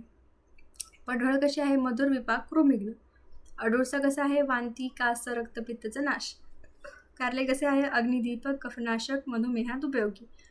वांगे कसे आहे, उष्ण, कफवातहर, क्षारयुक्त, अग्निवर्धक, चवदार. दोडके कसे आहे, अग्निवर्धक, मलभेदक. तांदूळजा कसा आहे, शीतवृक्ष, पित्तनाशक. पालक कशी आहे, गुरु, मलभेदक, रक्तवर्णाची. ओके. जिवंती कशी आहे, नेत्रासितकर, सर्वदोषग्न, मधुर, शीत. कुष्मांड कसा आहे, भोपळा, वेलीवर येणाऱ्या फळामध्ये सर्वात श्रेष्ठ आहे, वातपित्त शामक, मूत्रल आहे. श्रीनवृंत कसे आहे, म्हणजे पिकलेली फळे कशी असतात, दीपक असतात, चवदार असतात, लघु, पित्तल, क्षारयुक्त आणि कफवातहर असतात. शतावरी कशी आहे, वृक्ष, त्रिदोषकारक, शुक्रवर्धक, स्तन्यवर्धक आहे. शेवगा कसा आहे, कटू, वृक्ष, लघु, अग्निदीपक आहे, कृमीनाशक आहे. तुळस कशी आहे, काशनाशक आहे, श्वासनाशक आहे, हिकानाशक आहे. ओके. नंतर आहे फलवर्ग, फळांचे वर्ग. याच्यामध्ये द्राक्षे सर्वात श्रेष्ठ सांगितलेले आहे. याचे काय आहे, मधुर, आम्ल, शीत, गुरु, स्निग्ध, काश, श्वास, तृष्णा, स्निग्ध आहेत, काश, श्वास, तृष्णा नाशक आहेत, वातपित्त व रक्तरोग नाशक आहे. डाळिंब कसे आहे, लघु, आम्ल आणि अग्निदीपक आणि वात, कफ नाशक करते. नंतर केळे, खजूर, फणस, नारळ, परुषक, ताड, अंजीर, बदाम, जर्दाळू ही फळे पौष्टिक, शीतवीर्यक, गुरु, उरक्षतक, क्षयदाह नाश करणारी, रक्तपित्त यांना शुद्ध करणारी अवष्टंबक आहेत. कवठ जे काय आहे ते कच्चे कवठ हे आवाज बसतो त्यांनी आणि त्रिदोषकारक असतात. बेलाचे फळ दोषप्रकोपक आहे, जांभूळ वातकारक आहे, मलमूत्र अवरोध, कफपित्तहर, मूत्र, मधुमेह उपयोगीमध्ये. राईट. आंबा, कच्चा आंबा वातपित्त, रक्तपित्त उत्पन्न करतो. पक्वा आंबा कफपित्तकारक, जड, शुक्रल, वातक आहे. नंतर चिंच, लघु, तृष्णा, श्रमग्लानी, कफवात यांचा नाश करते. त्याचे फल, अग्नी, थंड वारा, सर्पादी प्राणी यांच्यामुळे दूषित झालेले फळ खायचे नाही, राईट. आपला ऋतू सोडून दुसऱ्या ऋतूमध्ये उत्पन्न झालेले फळ खायचे नाही, ऋतूनुसारच फळ खायचे. ओके. नंतर आहे औषधी वर्ग, म्हणजे औषधवाले कोणते द्रव्य आहेत, सो सेंथ, राईट. सो सेंथो म्हणजे सर्वात पहिले जे काही साल्स आहे, सो याचे 5 टाईप आहे मी. सेंधव गुण कसे असते पाहिजे, सर्व प्रकारचे लवण, कफाचे विलयन करते, मृदुवातनाशक आहे, पाचक आहे, तीक्ष्ण आहे, उष्ण आहे, कफपित्तकारक आहे. सर्वात फर्स्ट आहे सेंधव लवण म्हणजे रॉक सॉल्ट. किंचित मधुर, वृक्ष, त्रिदोषहारक, लघु, किंचित उष्ण, अग्निदीपक. सोवरचल लवण, राईट. हे लघु, हृदय, सुगंधी, दुष्ट ढेकरांचे शोधक, अवष्टंबक. बीड लवण, ब्लॅक सॉल्ट, ऊर्ध्वअधो वायूचे अनुलोमन करते, अग्नीला तेज करते, पोट फुगणे, आपण वायू अवरोध, जडपणा नाशक. सामुद्र लवण, जड, कफवर्धक आहे. औद्भिद लवण, ठीक आहे, खारे मीठ, कडवट, तिखट, तीक्ष्ण, पाणी फार सुटते त्याला. नंतर आहे काळे मीठ, सोवरचलासारखे गुण आहेत पण वास नाही. नंतर यव क्षारचा प्रकार आहे गुल्म, हदरो, ग्रहणी, पांडू, फिरो, ग्रास, आरशे यांचे शमन करते. क्षार सामान्य गुण. सर्व क्षार कसे आहे? उष्ण, तीक्ष्ण, कृमिनाशक, लघु, पित्त, रक्त दूषित करणारे, हृदयाला हितकर, वीर्य, ओझ नाश करणारे. तर इतर द्रव्यांचे गुण, आता जे काही द्रव्य उरले आहेत राईट, सो त्यांचे गुण कसे आहे? आता सर्वात फर्स्ट हिंग. हिंग वातशामक, कफनाशक, उदरशूलवर उपयोगी, लघु, पाचक, जाष्टाग्नी, प्रदीपक. हरितकी. हिरडा कसा आहे? वृक्ष, लघु, अग्नीला दीपित करणारे, पाचक, मस्तिष्कशाती, हितकर, आयुष्यवर्धक, कुष्ठ, सर्वांग, सूज, अतिसार, प्रमेह याच्यामध्ये उपयोगी, मूळव्याध. ओके. नंतर आहे आमलकी, आवळा. गुण हिरड्याप्रमाणे आहे, शीतवीर्य आहे आणि कफपित्तहारक आहे. बेहडा. थंड असतो, केसांना हितकर आहे, इतर गुणाचे आवळ्यासारखे आहेत. नंतर आहे त्रिफळा. त्रिफळा याच्यामध्ये बेहडा, हिरडा आणि आवळा असतो राईट. नेत्ररोग नाश, वर्णाचे रोग पण, त्वचा रोग, वर्णस्राव, मेद, प्रमेह, कफज, रक्तज रोग नाश करतो. श्रेष्ठ औषध आहे. ओके, त्रिफळा. नंतर त्रिजातमध्ये काय तर दालचिनी, तमालपत्र, एला म्हणजे वेलदोडे. ओके, यांचे मिश्रण. आणि नागकेश जर याच्यात ॲड केलं तर आपण त्याला म्हणतो चतुर्जात. ओके, हे काय? पित्त प्रकोपी, तीक्ष्ण, उष्ण, वृक्ष, दीपक आहे. मरीच म्हणजे मिरे, कफग्न आहे, लघु आहे आणि उष्ण आणि कटू असतं. सुंठ. दीपक आहे, वृक्ष आहे, ग्राही, हृदयाला हितकर, वायुरोधक, लघु, मधुर, स्निग्ध, उष्ण, त्रिकटू. ओके, सो हे काय? सुंठ, मिरे, पिप्पळी असतात त्याच्या त्रिकटूमध्ये. समभाग एकत्र करावे लागतात म्हणजे ते त्रिकट होतात. याच्यात स्थूलपणा, अग्निमांद, दमा, खोकला, हे हत्तीपाय, पिण्यास याचा नाश करते. नंतर चित्रक काय? पाचक, सूज, मूळव्याध, कृमिरोग, कुष्ठ यांचा नाश करते. नंतर पंचकोळमध्ये काय काय येतं? पिंपळी मूळ, चवे, चित्रक, सुंठ यांचा समावेश होतो. दीपक आहे, गुल्म, प्लिहरोग, उदर, पोटफुगी याचा नाश. मरीच मिसळल्यास षडूषण होतं त्याचं. नंतर बृहत पंचमूळ. याच्यात काय येतं? बिल्व, कार्ष्म, एरण, पाडळ, शून्य, तुरट, कडू, उष्ण, कफ, वाताचा नाश करते. लघु पंचमूळ. रिंगणी, डोरली, सालवण, पिळवण, गोखरू. ओके, हे काय? मधुर, त्रिदोष आहे. मध्यम पंचमूळ. बला, पुनर्नवा, एरंडमूळ, रानमूळ, रानउडीद. ओके, कफ व वातचा नाशक आणि लघु आहे. नंतर जीवनीय पंचमूळ. शतावरी, काकोली, जीवंती, जीवक, वृषभक, हे नेत्रास हितकर, वृक्ष आणि वातपित्तकारक. तृण पंचमूळ. कुश, कसई, ऊस, रामबाण, भात यांचे मूळ म्हणजे तृण पंचमूळ. आणि पित्तशामक आहे. हे सगळे आपल्याला औषधी तयार करण्यासाठी हे उपयोगी आहे, हे आपल्याला भागामध्ये विचारतात. ओके, सो आपला जो नेक्स्ट चॅप्टर आहे तो आहे अन्नरक्षा. सो याच्यामध्ये देखील क्वेश्चन आहे. ओके, सो सर्वात फर्स्ट आहे विषयुक्त अन्नाचे लक्षण कसे असते, म्हणजे कोणत्या अन्नात विष आहे हे कसे कळते आपल्याला. बघा, विषयुक्त भात असेल तर तो उशिरा शिजतो, निळसर रंगाची वाफ येते, खाल्ल्यास बेशुद्धी, मूर्छा, तोंडास पाणी सुटते, हे लक्षण दिसते. नंतर जर विषामुळे जर सुरव्यावर म्हणजे जो काही सुरा असते राईट, सो त्याच्यावर निळा कलरची रेष येतात विष असल्यावर. नंतर दुधावर तांबडी कलरची लेअर येते. दह्यावर वर्ण म्हणजे काळसर तिथे वर्ण होतं. ताकावर काळसर पिवळी रेष येते. तुपावर पाण्यासारखी लेअर येते राईट. मधावर हिरवी रेषा येतात. मृदू द्रव्य कठीण होतात आणि कठीण द्रव्य मृदू होतात जर त्याच्यात विष असलं तर. फुले कोमेजून जातात. धातू, मोती, रत्ने, दगड मळकट आणि डाग पडतात जर त्यांच्यावर विष लावले तर. ओके, नंतर विष देणाऱ्याचे लक्षण. एखाद्या व्यक्ती विष देतो तर त्याचे लक्षण कसं ओळखणार, तर तो विष घालणाऱ्या मनुष्याचे तोंड हे भीतीमुळे काळे व कोरडे पडते. दृष्टी चंचल असते, इकडे तिकडे बघत राहतो तो. विनाकारण इकडे तिकडे पाहतो. घाम सुटतो त्याला, कंप सुटतो, चालताना बोलताना अडखळतो. सविष अन्न परीक्षा, अग्निपरीक्षा हे इम्पॉर्टंट आहे. ओके, क्वेश्चनसाठी. बघा, आता अन्न जर आपण अग्नीवर टाकलं तर कशी आपल्याला परीक्षा मिळते, लक्षणे काय दिसतात. जर अन्नात जर विष असलं तर ते आगीत टाकल्यावर अग्नीची जवळाला डाव्या किंवा उजव्या एका बाजूला ती उसळते जास्त राईट. धूर येतो आणि ज्वाला मोराच्या कंठापणे निळ्या कलरची होते आणि किंवा दिसतच नाही आणि उग्र किंवा घाण वास येतो राईट.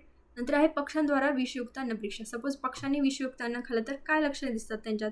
जर माशांनी खाल्लं तर ते मरून जातात डायरेक्ट. कावळ्यांनी खाल्लं तर त्यांचं स्वर बारीक होतं. परत तर जे काही जर राघू, पानकावळा, साळुंखी यांनी जर पाहिले विषवाले अन्न तर ते मोठ्याने ओरडायला लागतात. हंस अडखळतो, जीवास ग्लानी येते त्याला. क्रौंच पक्षी जो असतो त्याला मध येतो. ठीक आहे. कबूतर, कोकिळा, कोंबडी, चारवाक प्राण सोडतात डायरेक्ट. मांजर उद्विग्न होते. वानर मलविसर्जन करतो डायरेक्ट.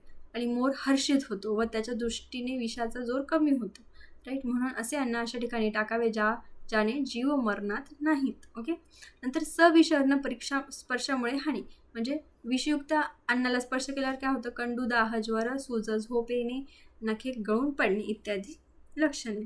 आता याची चिकित्सा कशी करायची? विषनाशक द्रव्याने लेप लावायचा, मग परिक्षेप करायचा, अभ्यंग करायचा, वाळा, चंदन, कोष्ठ, गुडवेल, तगर यांचा लेप लावायचा. आता विष जर मुखात गेलं तर कशी लक्षणे दिसतात बघा. लालास्राव येतो तोंडातून, जीभ वर जड होतात, दाह मुंग्या येतो, दात खिळी बसते, रसज्ञानाचा नाश होतो, हनुस्तंभ होतो. चिकित्सा काय? वाळा, चंदन गुळणा करावा, सर्व विषनाशक उपचार करायचे. आता आमाशस्त विष म्हणजे आमाशयात जर विष गेलं तर काय होतं? स्वेद, मूर्छा, आत्मान, मद, भ्रम, रोमहर्ष, वामी, डोळ्यांची आग होते, छाती जड वाटते. असं पक्वाशयात जर विष गेलं तर काय होतं? उलटी, वारंवार मूत्रत्याग, तंद्रा, कृष्णत्व, पांडू, उदररोग, बलक्षण, राईट. आता याची चिकित्सा काय आहे? आमाशयात असल्यावर वमन करायचं, पक्वाशयात असल्यावर विरेचन करायचं. ठीक आहे. हरभरा लेप लावायचा, नस्य करायचं, अंजन करायचं, सूक्ष्म ताम्र भस्म प्लस मध खायला द्यायचं. नंतर विरुद्ध आहार. विरुद्ध आहार इम्पॉर्टंट आहे क्वेश्चन. तर विरुद्धच्या अपीच्या आहार विद्यात विषगर उपम म्हणजे विरुद्ध आहार हा डायरेक्ट विषाप्रमाणे आहे. ओके. गरविष म्हणतात त्याला. Okay basically. नंतर याचे 2 विरुद्ध पदार्थ एकत्र खाल्ल्यास होतं. राईट. त्याचे टोटल 17 टाईप सांगितले आहेत अष्टांग हृदयाने. ओके हे लक्षात ठेवा. राईट. सो त्याच्यानंतर डायरेक्ट आहे विरुद्ध आहार निरुक्ती. आता याचे तुम्हाला एक्झाम्पल्स पण माहीत पाहिजे. 1-2 ॲटलिस्ट 5 जणांचे तरी एक्झाम्पल पाहिजे याच्यामध्ये. ओके. त्यानंतर आहे विरुद्ध आहारची निरुक्ती. सो याच्यात काय? फक्त शरीर दोषांचा उत्क्लेश करतो विरुद्ध आहार आणि वृद्ध दोषांना शरीराबाहेर काढू शकत नाही आणि शरीरासाठी अहितकर आहे. राईट. याची चिकित्सा काय आहे? वमन करायचं, शोधन करायचं आहे, विरेचन, रक्तमोक्षण आणि नस्य. ओके. आता सातम्यवादी व्यक्ती म्हणजे ज्याला सर्व गोष्टी सातम्य आहे, त्याला काही फरक पडत नाही त्यांनी विरुद्ध आहार जरी खाल्ला तरी. तर ज्यांना विरुद्ध आहार घेऊनही काही रोग होत नाही, जे नियमितपणे व्यायाम करतात, नेहमी स्निग्ध भोजन करतात, अग्निदीपन असतो, युवा असतात, ते बलवान असतात, असे व्यक्ती असतात. ओके. ते सातम्य व्यक्ती.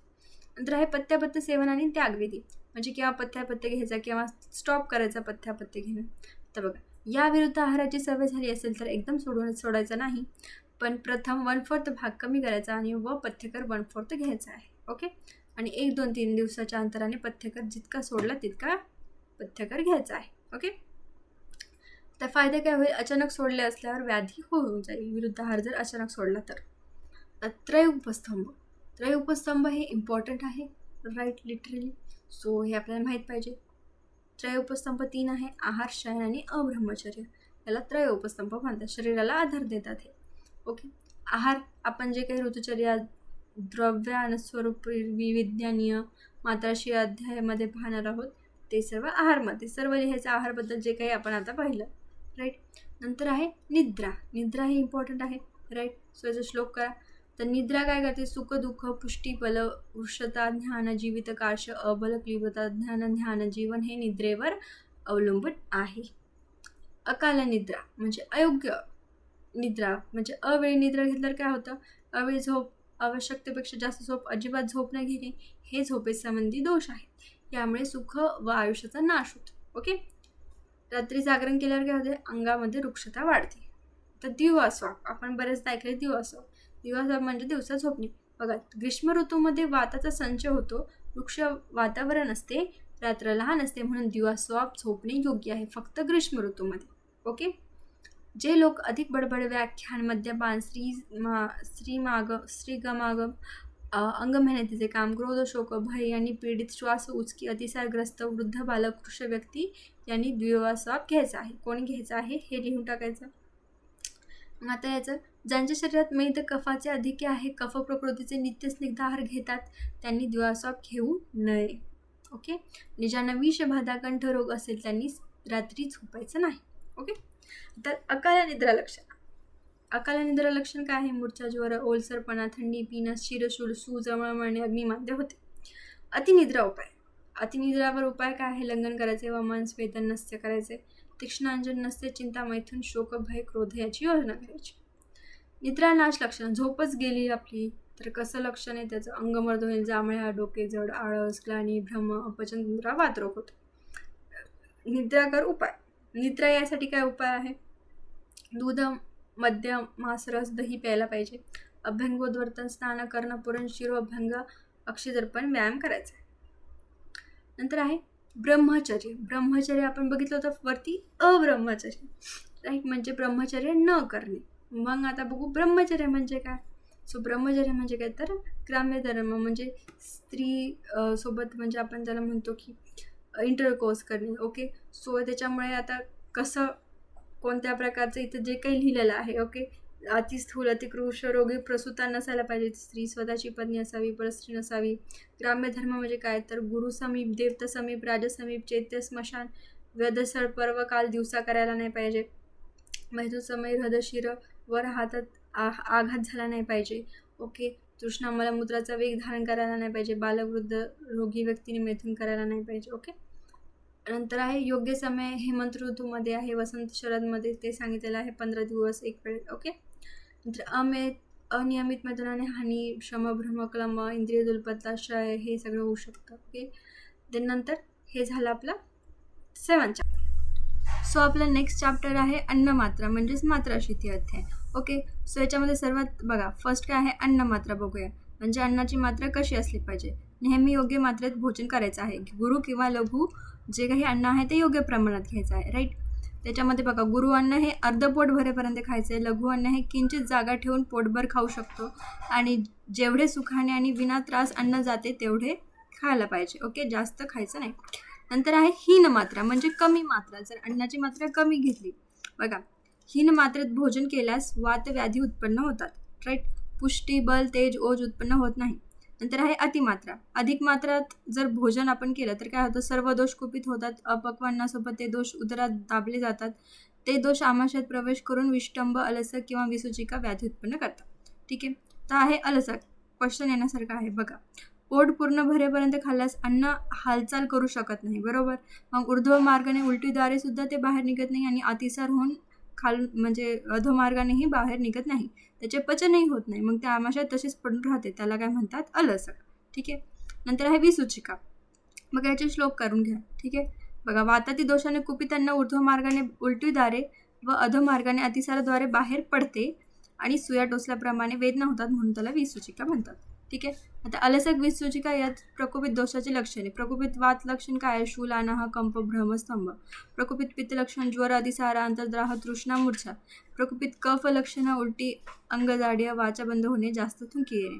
राईट. नंतर आता अलसकचे कारणे काय आहे. अलसक हा रोग दुर्बल, मंदाग्नी, वेग धारण करणाऱ्या व्यक्तीला होतो. ठीक आहे.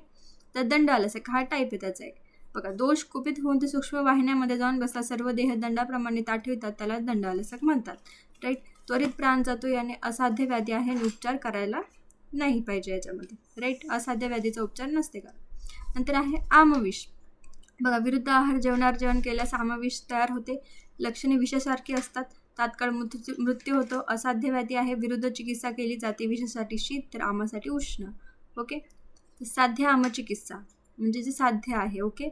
बघा वेखंड, पूड, सेंदव, मदनफळ ही औषधे गरम पाण्याबरोबर घेऊन उकळून करावी. मग पोट शेकायला पाहिजे. ओके. नंतर मलवाताचे अनुलोमन करण्यासाठी फलवर्तीची योजना करायची. नंतर आहे विसूचिका चिकित्सा. काय आहे. अग्निकर्म करावे. पार्षणीच्या ठिकाणी अग्निकर्म, उपवास, विरेचन. ओके. नंतर आहे अजीर्ण. अजीर्णचे प्रकार काय आहे बघा. आमाजीर्ण. आमाजीर्ण म्हणजे काय बघा कफदुष्टी झाल्यास होते. नेत्रप्रदेश, गालांना सूज, जेवल्याप्रमाणे ढेकर, तोंडास पाणी सुटणे, मळमळ, अंगगौरव. ठीक आहे. नंतर आहे विष्टब्ध जीर्ण. हे वाददुष्टीमुळे होतं. काय शूल, मलवरोध, पोटफुगी, अशक्तपणा येतो. नंतर आहे विदग्ध जीर्ण. हे पित्तदुष्टी झाल्यास होते. बघा तृष्णा, मूर्छा, भ्रम, आम्लोदगार, दाह हे लक्षण दिसतात. तर अजीर्णाची चिकित्सा काय आहे. आमाजीर्णासाठी लंघन करायचे. विष्टब्ध जीर्णासाठी स्वेदन, विदग्ध जीर्णासाठी वमळ. नंतर आहे विलंबिका लक्षण. अधिक वाढलेला आमदोष महास्त्रोतास चिटकून अग्नी होऊन बसल्यास विलंबिका होते. ठीक आहे. नंतर आहे रसशेषाजीर्ण. अन्न पूर्ण जीर्ण झाल्यानंतर पण अपक्व रस आमाशयात शिल्लक राहतो. अन्न खाण्याची इच्छा नसणे, हृदयस्थानी स्थूल, जडपणा, यात काही न खाता झोपावे आणि भूक लागल्यास लघु आहार घ्यावा.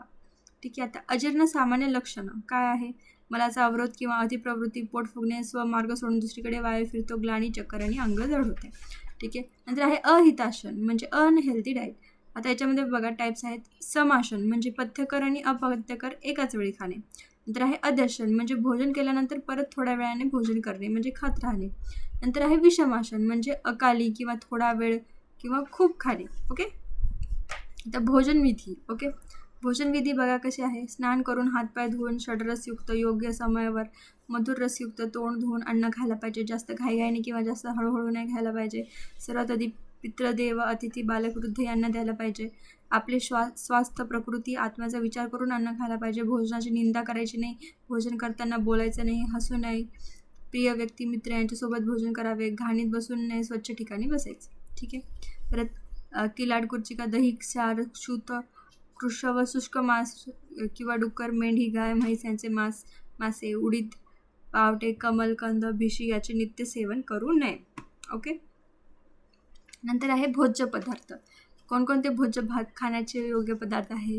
करव्या भाताचे तांदूळ, गहू, जव, साठे तांदूळ, जांगल मांस, कुरडू, हरणदूळ, हिरडा, आवळा, मनुका, मूग, साखर, घृत, पावसाचे पाणी, दूध, मध, सेंद्रिय यांचे नित्य सेवन करायचे. ठीक आहे. नंतर भोजनाचे प्रमाण किती असायला पाहिजे. आमाशयाचे 4 भाग करावे. त्यात 2 भाग अन्न, 1 भाग पाणी आणि 1 भाग वाद आदीसाठी रिकामा ठेवायचा. ठीक आहे. अनुपान, याच्यासुद्धा क्वेश्चन आलेला आहे रिपीटेडमध्ये. बघा, जेवल्यानंतर पिले जाणारे जे काही द्रव्य असतं त्याला आपण अनुपान म्हणतो. ठीक आहे. बघा आता याच्यामध्ये काय आहे. यवाचे किंवा गव्हाचे पदार्थ खाल्ल्यानंतर थंड पाणी प्यायचे. दही, मध, ठीक आहे, दही, मध आणि विष जर आपल्या शरीरात असेल तर त्याच्यानंतर थंड पाणी प्यायचे. मिष्टान्न म्हणजे काही गोड पदार्थ खाल्ल्यावर कोमट पाणी प्यायचे. भाज्या, मूग खाल्ल्यावर दह्याची निवळी किंवा ताक प्यायचे. नंतर कृश व्यक्तीने सुरा प्यायची आहे. क्षय असणाऱ्या व्यक्तीने मांसरस प्यायचा आहे. आणि मांस आणि मंद अग्नी असल्यास मद्य प्यायचा आहे. ओके. सो नंतर आहे बघा अनुपान, गुण आणि कार्य. राईट. सो बघा आता अनुपानचे गुण काय आहे. बघा, मनास आल्हाददायक आहे, तृप्ती पाठवते. परत अन्नाची शरीराची प्राप्ती करून देते, शरीर दृढता करते, कठीण अन्नाचे शिथिलीकरण, पाचन ह्या गोष्टी होतात अनुपानमुळे. राईट. अनुपान निषेध. अनुपान कोणी करू नये. ओके. सो बघा, ज्यांना जत्रू म्हणजे मुख, दात, कंठ, नेत्र, नाक इत्यादी वरील भागाचे व्याधी आहे, श्वास, कास आहे, उरक्षत, पीन, स्वरभेद, पुष्कळ भाषण करतो, जे गायन केलेल्या व्यक्तीने अनुपान घ्यायला नाही पाहिजे. ओके. येऊ शकतो क्वेश्चन. बघा, शरीरात क्लेद, मेह, गलरोग, नेत्ररोग, व्रण झाला असेल त्यांनी पाणी सुद्धा प्यायला नाही पाहिजे असं सांगितलेलं आहे आयुर्वेदात. ओके. तर भोजनस्य काल, भोजन केव्हा करायला पाहिजे, त्याचा काळ कोणता आहे. ओके. बघा, मलमूत्र उत्सर्जन झाल्यावर, मनाची प्रसन्नता असल्यावर, ढेकराची शुद्धता झाल्यावर, क्षुधेची स्फूर्ती म्हणजे भूक लागल्यावर, वायू अनुलोमन झाल्यावर, अग्नी प्रदीप्त झाल्यावर, देह लाघवता आल्यावर, इंद्रियाची निर्मळता असल्यावर असेल तेव्हा भोजन करायला पाहिजे. ओके. ओके. सो आपला जो पुढचा चॅप्टर आहे तो आहे द्रव्यादी विज्ञानी. राईट. सो याच्यामध्ये जे काही द्रव्य आहे त्याच्याबद्दल इन्फॉर्मेशन सांगितली आहे. द्रव्य कसे असते. द्रव्य वीर्य विपाकाहून श्रेष्ठ मानलेले आहे. ओके. त्याच्यात ते पांचभौतिक असते आणि पृथ्वीच्या आश्रयाने उत्पन्न होते द्रव्य. ठीक आहे. आता बघा, जल हे उत्पत्ती कारण आहे द्रव्याचे. अग्नी, वायू, आकाश यांच्या संयोगाने त्यांच्यात व्यक्तता आणि भिन्नता येते. राईट. आणि ज्या महाभूतामुळे अधिक्य त्या नावाने ते ओळखले जाते द्रव्य. राईट. नंतर आहे बघा रस. रस म्हणजे बघा, कोणतेही द्रव्य एकाच रसाचे नसते, अनेक रसयुक्त असतात. बरोबर. आणि द्रव्यामध्ये जे चव स्पष्ट होते त्याला रस असे म्हणतात. ओके. देन आहे अनुरस. अनुरस म्हणजे काय, तर जो रस अस्पष्ट राहतो त्याला अनुरस म्हणतात. बघा, काही काळाने मागून स्पष्ट होते म्हणजे ते थोड्या काही काळाने ते नंतर आपल्याला जाणवते तो अनुरस. ओके. नंतर आहे रसामध्ये गुरुवादी गुण. रसामध्ये गुरुवादी गुण असतात. बघा, गुरुवादी 20 गुण हे आधी द्रव्यात असतात. द्रव्य हे मधुर, आम्लादी यांचे आश्रयस्थान आहे. ओके. तर पंचमहाभौतिक द्रव्य.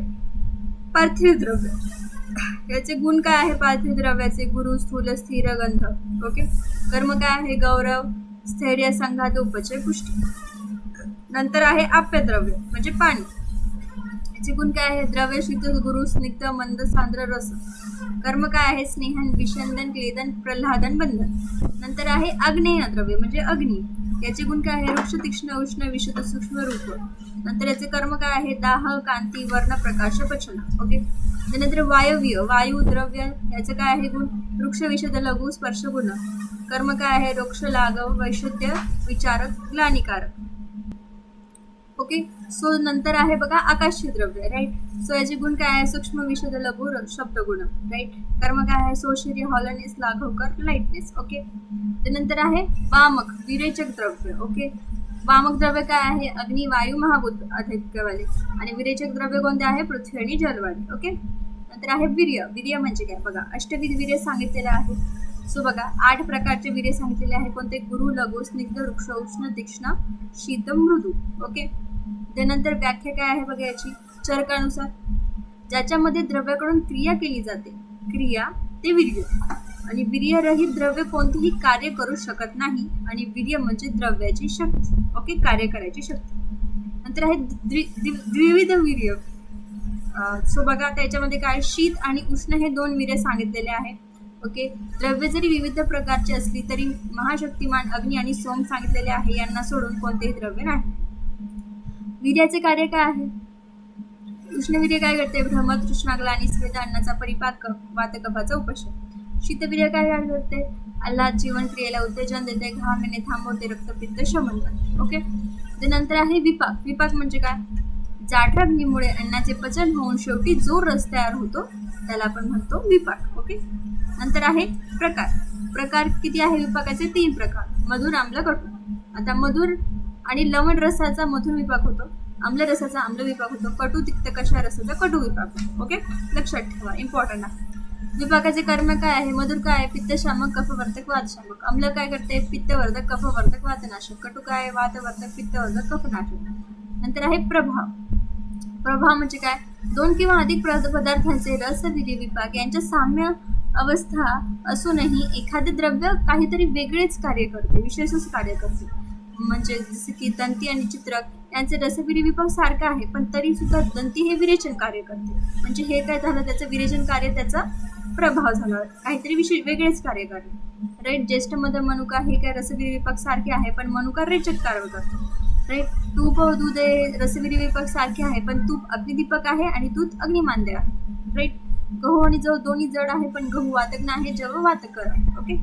सो हा झाला आपला चॅप्टर. ओके. सो आपला नेक्स्ट चॅप्टर आहे रसभेदी अध्याय. ओके. याच्यामध्ये सगळे आपण जे रस, षडरस आहे त्यांची माहिती बघणार आहोत. सो षडरस आणि कोणतं महाभूत त्यांचं आहे बघा रिलेशन.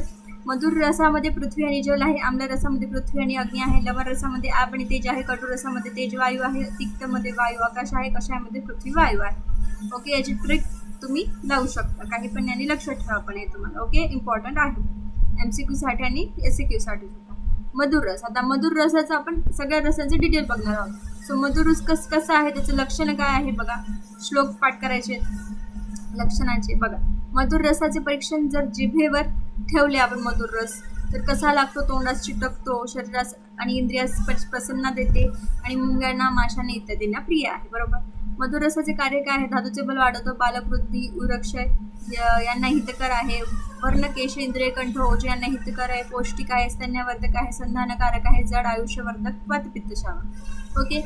जर मधुर रस अतिप्रमाणात खाल्लं तर काय होतं? स्थौल्य, अग्निमांद्य, संन्यास, प्रमेह, अर्बुद, कफ, मेदजन्य रोग होतात. ओके. तर मधुर स्कंदद्रव्य कोणतं आहे? तूप, सोने, गुळ, अक्रोड, केळी, नारळ, फालसा, फणस, खिरली, बला, अतिबला, मेदा, महामेदा, जीवक, मोह, फुले, ज्येष्ठ मध हे सगळं तुम्ही लिहू शकता. नंतर आहे अपवाद काय? एक्सेप्शन काय आहे कार्यामध्ये यांच्या? तर मधुर रसाची द्रव्य हे कफकर असतात, पण त्याला एक्सेप्शन आहे की जुने तांदूळ. जुने तांदूळ काय आहेत? आणि जव, मूग, गहू, मध, साखर आणि जंगल मासे काय आहे? कफकारक नाहीत, हे एक्सेप्शन आहे. नंतर आहे आम्लरस, आंबट रस. सो याचे परीक्षण लक्षण काय आहे? तोंडास पाणी सुटते, रोमांच येते, नेत्र, भुवया, अंकुचन येते. ओके. कार्य काय आहे याचे? अग्निदीपक, स्निग्ध, हृदय, रुचिप्रद, पाचक, उष्णवीर्य, शीतस्पर्श, तृप्तिकर, क्लेदजनक, लघु, विमार्गगामी, वाताचे अनुलोमन करते, कफपित्तकारक, रक्तपित्तकारक. अतिप्रमाणात खाल्ल्यावर काय होतं? देह शैथिल्य, नेत्रविषयक रोग, चक्कर, कंटू, पांडुरोग, विसर्प, सूज, पोड, तृष्णा, ज्वर उत्पन्न होते. ओके. आम्लस्कंद द्रव्य कोणते आहे? आवळा, चिंच, महाळुंग, आम्लवेतस, डाळिंब, रजत, ताक, चुका, दही, कच्चा आंबा, आंबाडा, कवट, करवंद. एक्सेप्शन काय आहे? तर आम्लरस हा पित्तकर आहे, पण डाळिंब, आवळा हा पित्तशामक आहे. ओके. देन आहे लवण रस, म्हणजे जे काही मीठ आहे. ओके, सॉल्टी रस. त्याचे परीक्षा लक्षण काय आहे? तोंडास पाणी सुटते, दात आंबतात, गाल आणि गळा यांना दाह होतो. कार्य काय आहे लवण रसाचे? स्तंभ, काठिण्य, स्त्रोतात, अवरोध यांचा नाश करतो, अग्निदीपक आहे, रुचिप्रद आहेत, तीक्ष्ण, स्वेदजनक आणि स्नेह करणार आहे. नंतर आहे अतिप्रमाण. जर अतिप्रमाणात लवण रस घेतलं तर काय होतं? वात, रक्त, खालित्य, पालित्य, वली, तृष्णा, कुष्ठ, विषारी परिणाम, बलक्षय करते. लवण संदक द्रव्य कोणते आहे? सेंध लवण, पादे लवण, कृष्ण लवण, बीड लवण, सामुद्र मीठ, औध मीठ, सांबर मीठ, शिसे क्षार. नंतर आहे एक्सेप्शन काय आहे? नेत्रास हानिकारक आहेत सर्व लवण, पण जे सेंधव लवण आहे ते नेत्रास हितकर आहे. ओके. त्यानंतर आहे तिक्तरस. तिक्तरस म्हणजे कडवट रस. ओके. याचं परीक्षण काय आहे? तर तोंडाचा चिकटपणा नाहीसा होतो, थोडा वेळ जिभेचे ज्ञान अस्पष्ट होते. कार्य काय आहे कडू रसाचे म्हणजे तिक्त रसाचे? जिभेला न आवडणारा आहे कृमी, तृष्णा, विषविकार, कुष्ठ, मूर्छा, ज्वर, उत्क्लेश, दाह, पित्त व कफ यांचा नाश करते. शरीर द्रव्य पदार्थ, मेद, वसा, मज्जा यांचे शोषण करणारा कडू रस रघु, मेद्य, शीत, वृक्ष असते. स्तन्य आणि कंठ यांची शुद्धी करते. जर अतिप्रमाणात घेतला हा रस काय होतो? धातुक्षय, वातधिक्य उत्पन्न होते. नंतर आहे तिक्त रस. ओके सॉरी, तिक्त वर्गाचे द्रव्य कोणकोणते आहे? पडवळ, त्रामक, वाळा, काळावाळा, चंदन, लिंब, कुटकी, तगर, सागरगोटा, हळद, दारू, हळद, नागरमोथा, अडुळसा, आळखाळ, कासे, लोखंड, गोडवेल, धमासा इत्यादी. एक्सेप्शन काय आहे याला? वातकर आणि वीर्यनाशक आहे तिक्त रस, पण याला एक्सेप्शन आहे गुडवेल, पडवळ, सुंठ, पिंपली, लसूण हे काय अपवाद आहे. नंतर आहे कट्टू रस. कट्टू रस म्हणजे तिखट रस, तिखटचं. याचं परीक्षण कसे आहे? जिभेच्या उग्र भागाची आग होते, तोंड चुनचुनते, कानाचा दाह होतो, तोंड, नाक, डोळे यांचा स्त्राव होतो. ओके. कार्य काय आहे बघायचं? गलरोग, शीतपित्तजन्य, गंधी, कुष्ठ, अलसक, सूज यांचा प्रणकोडे करते. स्नेह, मेद, क्लेद यांचे शोषण करते. दीपक, पाचक, रुचिपद शोधक आहे, कफनाशक आहे. ओके. अतिसेवन जर केले आपण तिक्त कटू रसाचे म्हणजे तिखट रसाचे काय होतं? तृष्णा, शुक्र, बल याची हानी, परत मूर्छा, शिरा, गुंचन, कंप, कटी पृष्ठभागाच्या वेदना उत्पन्न होतात. त्यानंतर कटुस्कंद द्रव्य कोणते आहे? हिरे, हिंग, मिरे, वावडिंग, पंचकोल, कुटेर आदी वर्गातील भाज्या आणि वेपर. ओके. एक्सेप्शन काय आहे याला? जो काही तिखट रस आहे म्हणजे कटू रस आहे तो वातकर, वीर्यनाशक आहे, तरी गुडवेल, पडवळ, सुंठ, पिंपली, लसूण हे काय आहे? अपवाद. ओके. तर आहे कषाय रस, तुरट चव असणारा. बघा याचे परीक्षण काय आहे? जीभ जड करते, कंठाचा स्रोतसांचा अवरोध करते. कार्य काय आहे याचे? कफपित्त यांचा नाश, गुरुश, रक्त शुद्धीकरण, स्तंभक आहे, वर्ण भरणाला उपयोगी, शीतक्लेद, मेद शोष करणारा, आमपचनाला प्रतिबंधक कर, वृक्षत्वचा फास्य निर्माण करतो. ओके. अतिसेवन जर केलं तर काय होईल? वाताचा अवरोध, पोटफुगे, हृदयरोग, तृष्णा, पुरुषता, शुक्रनाश, सुरसाचा अवरोध, मलमूत्रांचा अवरोध हे विकार उत्पन्न होतात. कषाय स्कंद द्रव्य काय? हिरडा, भेडा, शिरीष, खैर, मध, कदंब, उंबर, मोती, पोळे, सुरमा, गेरू, कोवळे, गवट, खारीक, मिश्री, पद्म, उत्पल. अपवाद काय आहे? शीतवीर्य व स्तंभ करणारी असतात आणि अपवाद आहे याला हिरडा. तर तिक्त कटू कषाय रस आहे वृक्ष आणि मूत्र अवष्टंभक, मलमूत्र अवष्टंभक. लवण आम्ल मधुर आहे, स्निग्ध आणि मूलमूत्राचे अनुलोमन करते. रससंयोग बघा, रसाचे एकूण 63 संयोग पडतात म्हणजे एकत्र करून त्याचं आपण लावलं, जोड्या जर बनवल्या, आणि वेगवेगळे बघा 6 आणि जे 57 टोटल 63. ओके. द्विक म्हणजे 2 रसांचे 15 गट बनतात, 3 रसांचे 20, 4 रसांचे 15, 5 रसांचे 6, 6 रसांचा 1 गट बनतो. बरोबर. सो असं हे आहे. ओके. सो आपला जो पुढचा चॅप्टर आहे 13 चॅप्टर, दोष उपक्रमणीय अध्याय. जे काही 11 आणि 12 चॅप्टर आहे ते म्हणजेच आपलं टोटल क्रियाशरीर आहे. आपण क्रियाशरीरमध्ये हे सर्व 2 चॅप्टर डिटेल शिकलेलो आहोत. ओके. बघा आता वात उपक्रम इम्पॉर्टंट आहे, याच्यावर एक क्वेश्चन तर येणारच आहे. बघा वात उपक्रम म्हणजे काय? तर वात दोषाची चिकित्सा काय असणार? तर बघा, स्नेहन, स्वेदन, मृदू संशोधन, स्वादू, आम्ल, लवण, उष्ण आहार करणे, अभ्यंग, मर्दन, उबदार वस्त्रांनी आच्छादन, त्रास, पिष्टमय व गुळजन्य पदार्थ, मद्य, स्निग्धोष्ण बस्ती, मात्रा बस्ती देणे, सुखोपभोग करणे, दीपन पाचन करणे, दीपन पाचन, औषधांनी सिद्ध केलेले तेल, मांसरस, अनुवासन बस्ती हे त्याचे उपक्रम आहे. उपक्रम म्हणजे काय? चिकित्सा आहे. ओके. नंतर आहे पित्त उपक्रम म्हणजे काय? पित्ताची चिकित्सा काय आहे बघा. जनरल चिकित्सा, ऋतपान, मधुर आणि शीत औषधांचे विरेचन, मधुर, कडू, तुरट औषधे, सुगंध, शीत व प्रिय अशा गंधाचे सेवन, कंठी मोत्यांचे हार, रत्नेंचे धारण, चंदन व वाळा यांचा लेप, चांदणे, गच्चीवर बसणे, मनोरंजन, गायन करणे, थंडा वारा, चांगले मित्र, बोबडे मधुर बोलणारे पुत्र, आपल्या इच्छेप्रमाणे वागणारे सुशील प्रियकर हे स्त्रिया, उद्यान, स्वच्छ जलाशय, पर्णफुटीत राहणे. नंतर आहे श्लेष्मन उपक्रम म्हणजे कफाचे चिकित्सा काय. कफदोषा चिकित्सासाठी काय करणार, विधियुक्त तीक्ष्ण वमन आणि विरेचन, तिखट कडू तुरट रसांनी युक्त आहार, वृक्ष अल्प तीक्ष्ण व उष्ण आहार, जुने मद्य, रती सुख इच्छा, जागरण, अनेक प्रकारचे व्यायाम, चिंता, वृक्ष औषधे, मर्दन, मध, युष, वेदोग्न औषधे, धूमपान, उपवास, गंडूष, सुखाचा अभाव या गोष्टी कफावर हितावह आहे. अन्य उपचार काय आहे, वायू हा योगवाही गुणाचा आहे म्हणून वायू आणि पित्ताच्या संसर्गामध्ये ग्रीष्म ऋतूमधील उपचार करायचा आहे आणि कफ आणि वायूच्या संसर्गामध्ये वसंत ऋतूमधील उपचार करायचे आहे आणि कफ आणि पित्त संसर्गात शरद ऋतूचे उपचार करायचे आहे. ओके, म्हणजे शरद ऋतू म्हणजे जे काही आहार विहार सांगितले ते. नंतर आहे आदर्श चिकित्सा. आदर्श चिकित्सा कशी असली पाहिजे, ज्याने रोग बरा होतो आणि दुसरा विकार उत्पन्न होत नाही. सिंपल. तर आहे दोष कोष्ठातून शाखेत जाणारे, म्हणजे आता दोष जे आहे ते आपल्या बॉडीमध्ये आहे, राईट, कोष्ठामध्ये आहे, तर ते आपल्या शाखेमध्ये जातील, राईट, ब्रांचेसमध्ये जातील. सो मग काय करायचं आहे बघा, व्यायाम केल्याने, उष्णतेमुळे, तीक्ष्णतेमुळे, अतिसेवन, वायूचा तीव्र वेग यामुळे दोष शाखा, अस्थि, मर्मे याच्यामध्ये जातात. ओके, हे कारण आहे. तर शाखागत दोष कोष्ठात जाण्याचे कारण, शाखातून दोष हे कोष्ठामध्ये यायले. ओके, सो बघा काय, तर स्रोतमुखाची श्रुती, दोषवृत्ती, द्रविभाव, पाक व वायूची प्रेरणाशक्ती यामुळे कोष्ठगत येतात. आता कोष्ठस्थित दोषांचे कार्य व प्रकोपित होण्याचे कारण काय आहे बघा. कोष्ठातले दोष जर प्रकोपित झाले तर त्याचे कारण काय आहे, दोष कोष्ठात येऊन आश्रय करतात, रोग उत्पन्न करत नाही, प्रकोप करणाऱ्याची प्रतीक्षा करतात आणि कालदेश इत्यादीचे बल प्राप्त झाल्यावर प्रकोपित होतात. म्हणजे ते दोष तसेच असतात पण त्यांना एक्सटर्नल काहीतरी भेटतं तर ते प्रकोपित होतात. आता अन्य स्थानी प्रकोपित दोषांची चिकित्सा ज्याचा जोर कमी असल्यावर त्या दोषांचे स्थान असेल त्याप्रमाणे करायची आणि जोर अधिक असेल तर त्याचा प्रतिकार करायचा आहे किंवा स्थानिक दोषाचा अगोदर प्रतिकार करून नंतर आगोतून दोषाचा उपशमन करायचा आहे. त्या आहे साम तथा निराम दोष लक्षण. साम दोष लक्षण काय आहे, स्रोतरोध, प्रलभांश, गौरवता, वायूचा विपरीत संचार, आळस, अपचन, तोंडाला पाणी सुटणे, मलबद्धता, अरुची, विनाश्रम, थकवा. निराम दोषाची लक्षणे स्थाम दोषाच्या विरुद्ध असतात, याच्या अपोजिट तुम्हाला इथे लिहायचं आहे. ओके, नंतर आहे आम. आम म्हणजे काय तर टॉक्सिन. बघा, अग्नी दुर्बल झाल्यामुळे अपक्व अन्नाच्या दूषित दोषाबरोबर मिश्र होऊन आमाशया तयार होणाऱ्या रसाला आम असे म्हणतात. येऊ शकतो क्वेश्चन. ओके, सो बघा नंतर आहे चिकित्सा काय आहे आमाची चिकित्सा.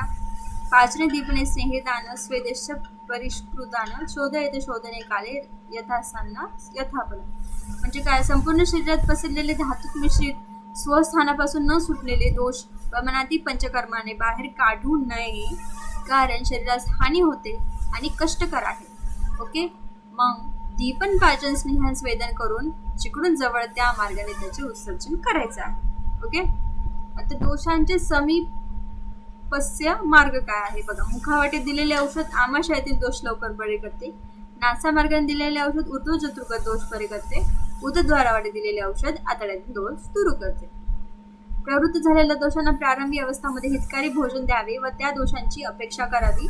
जे अल्प प्रमाणामध्ये प्रवृत्त झाले त्यांना यथोचित पाचन औषध देऊन त्यांचे पाचन करायचे किंवा शोधन करायचे. ओके, नंतर आहे संशोधन योग्य काळ. संशोधनचा एक विशिष्ट काळ आहे, तो पण माहिती असायला पाहिजे. येऊ शकतो क्वेश्चन बघा.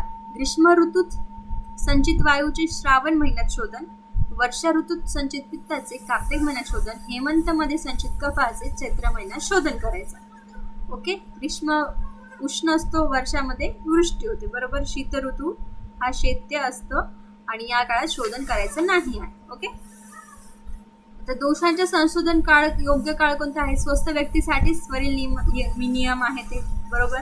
आणि व्याधी असल्यास त्या त्या व्याधीप्रमाणे मग दोषाची व्यवस्था करायची. ओके, आता औषधाचं सेवन काळ, याच्यावर एक क्वेश्चन डेफिनेटली आहे. ओके, बघा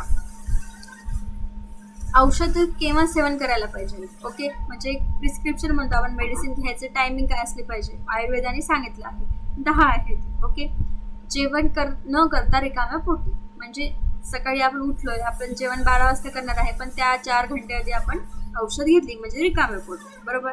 नंतर भोजनाच्या आधी लगेच, म्हणजे आपण आता 1 मिनिटाने जेवण करणार आहे पण त्याच्या आधी लगेच औषध घेणे, राईट.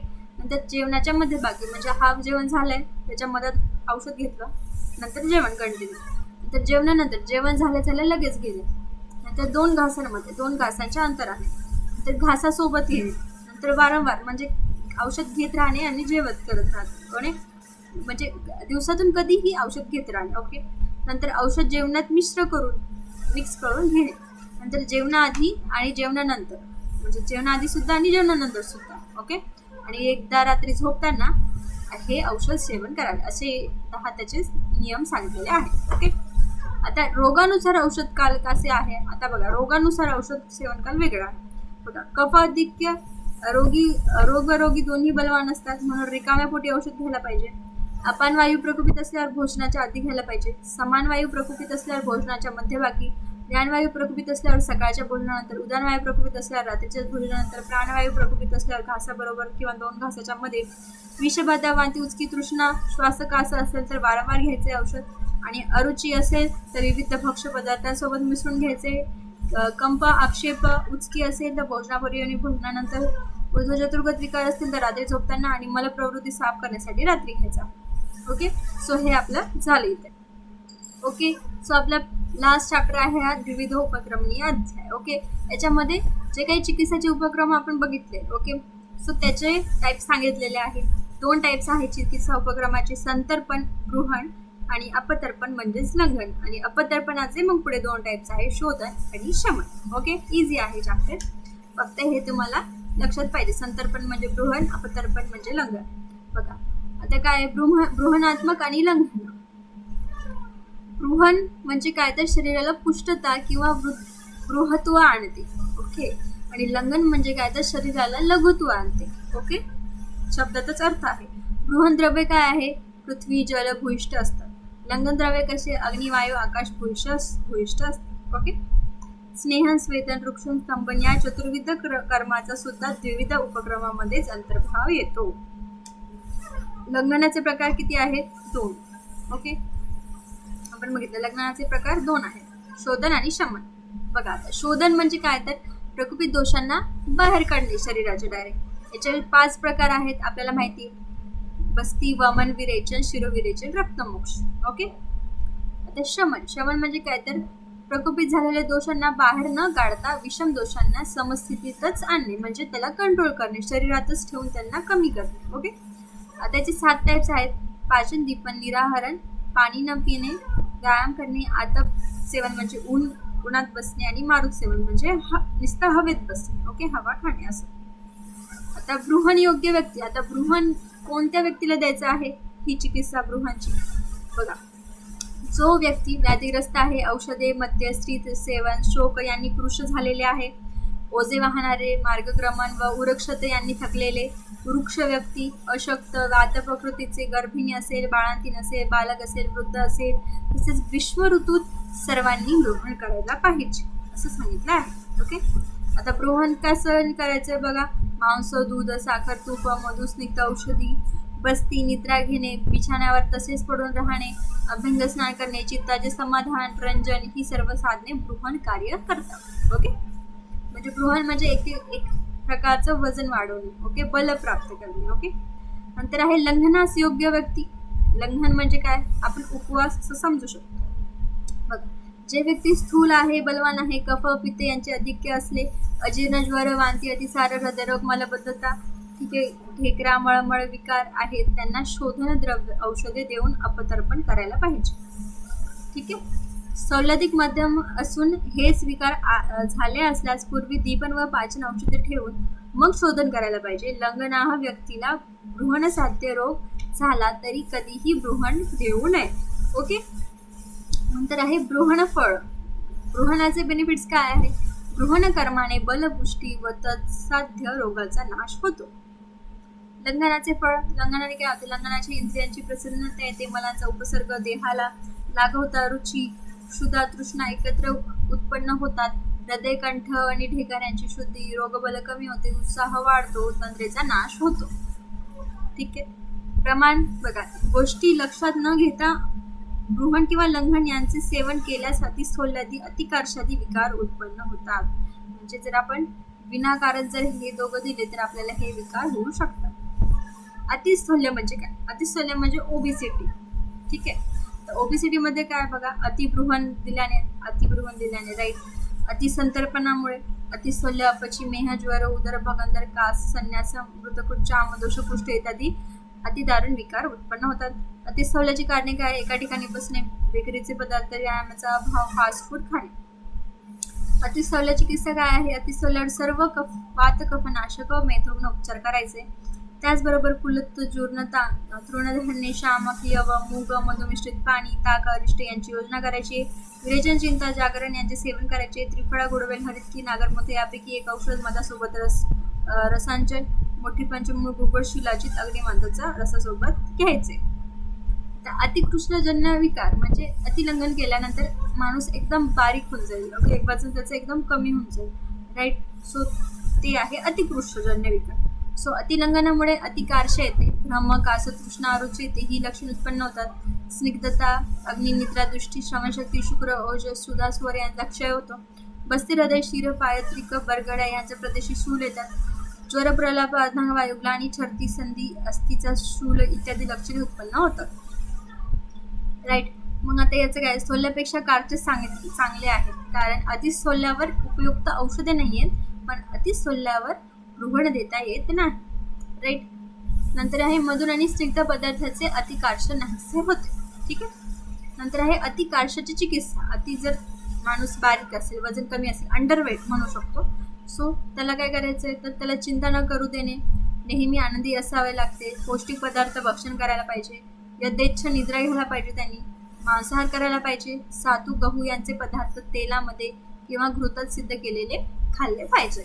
ओके. सो हे असं जे आहे आपला झालेला आहे वन शॉट अष्टांग हृदयाचा. याच्यात काही डाऊट्स असतील तर कमेंट्समध्ये विचारा, आणि हे जे नोट्स तुम्हाला पाहिजे असतील तुम्हाला हाफ प्राईसमध्ये हे मिळून जातील. मला व्हॉट्सअपवर तुम्ही कॉल करा. ओके. All the best.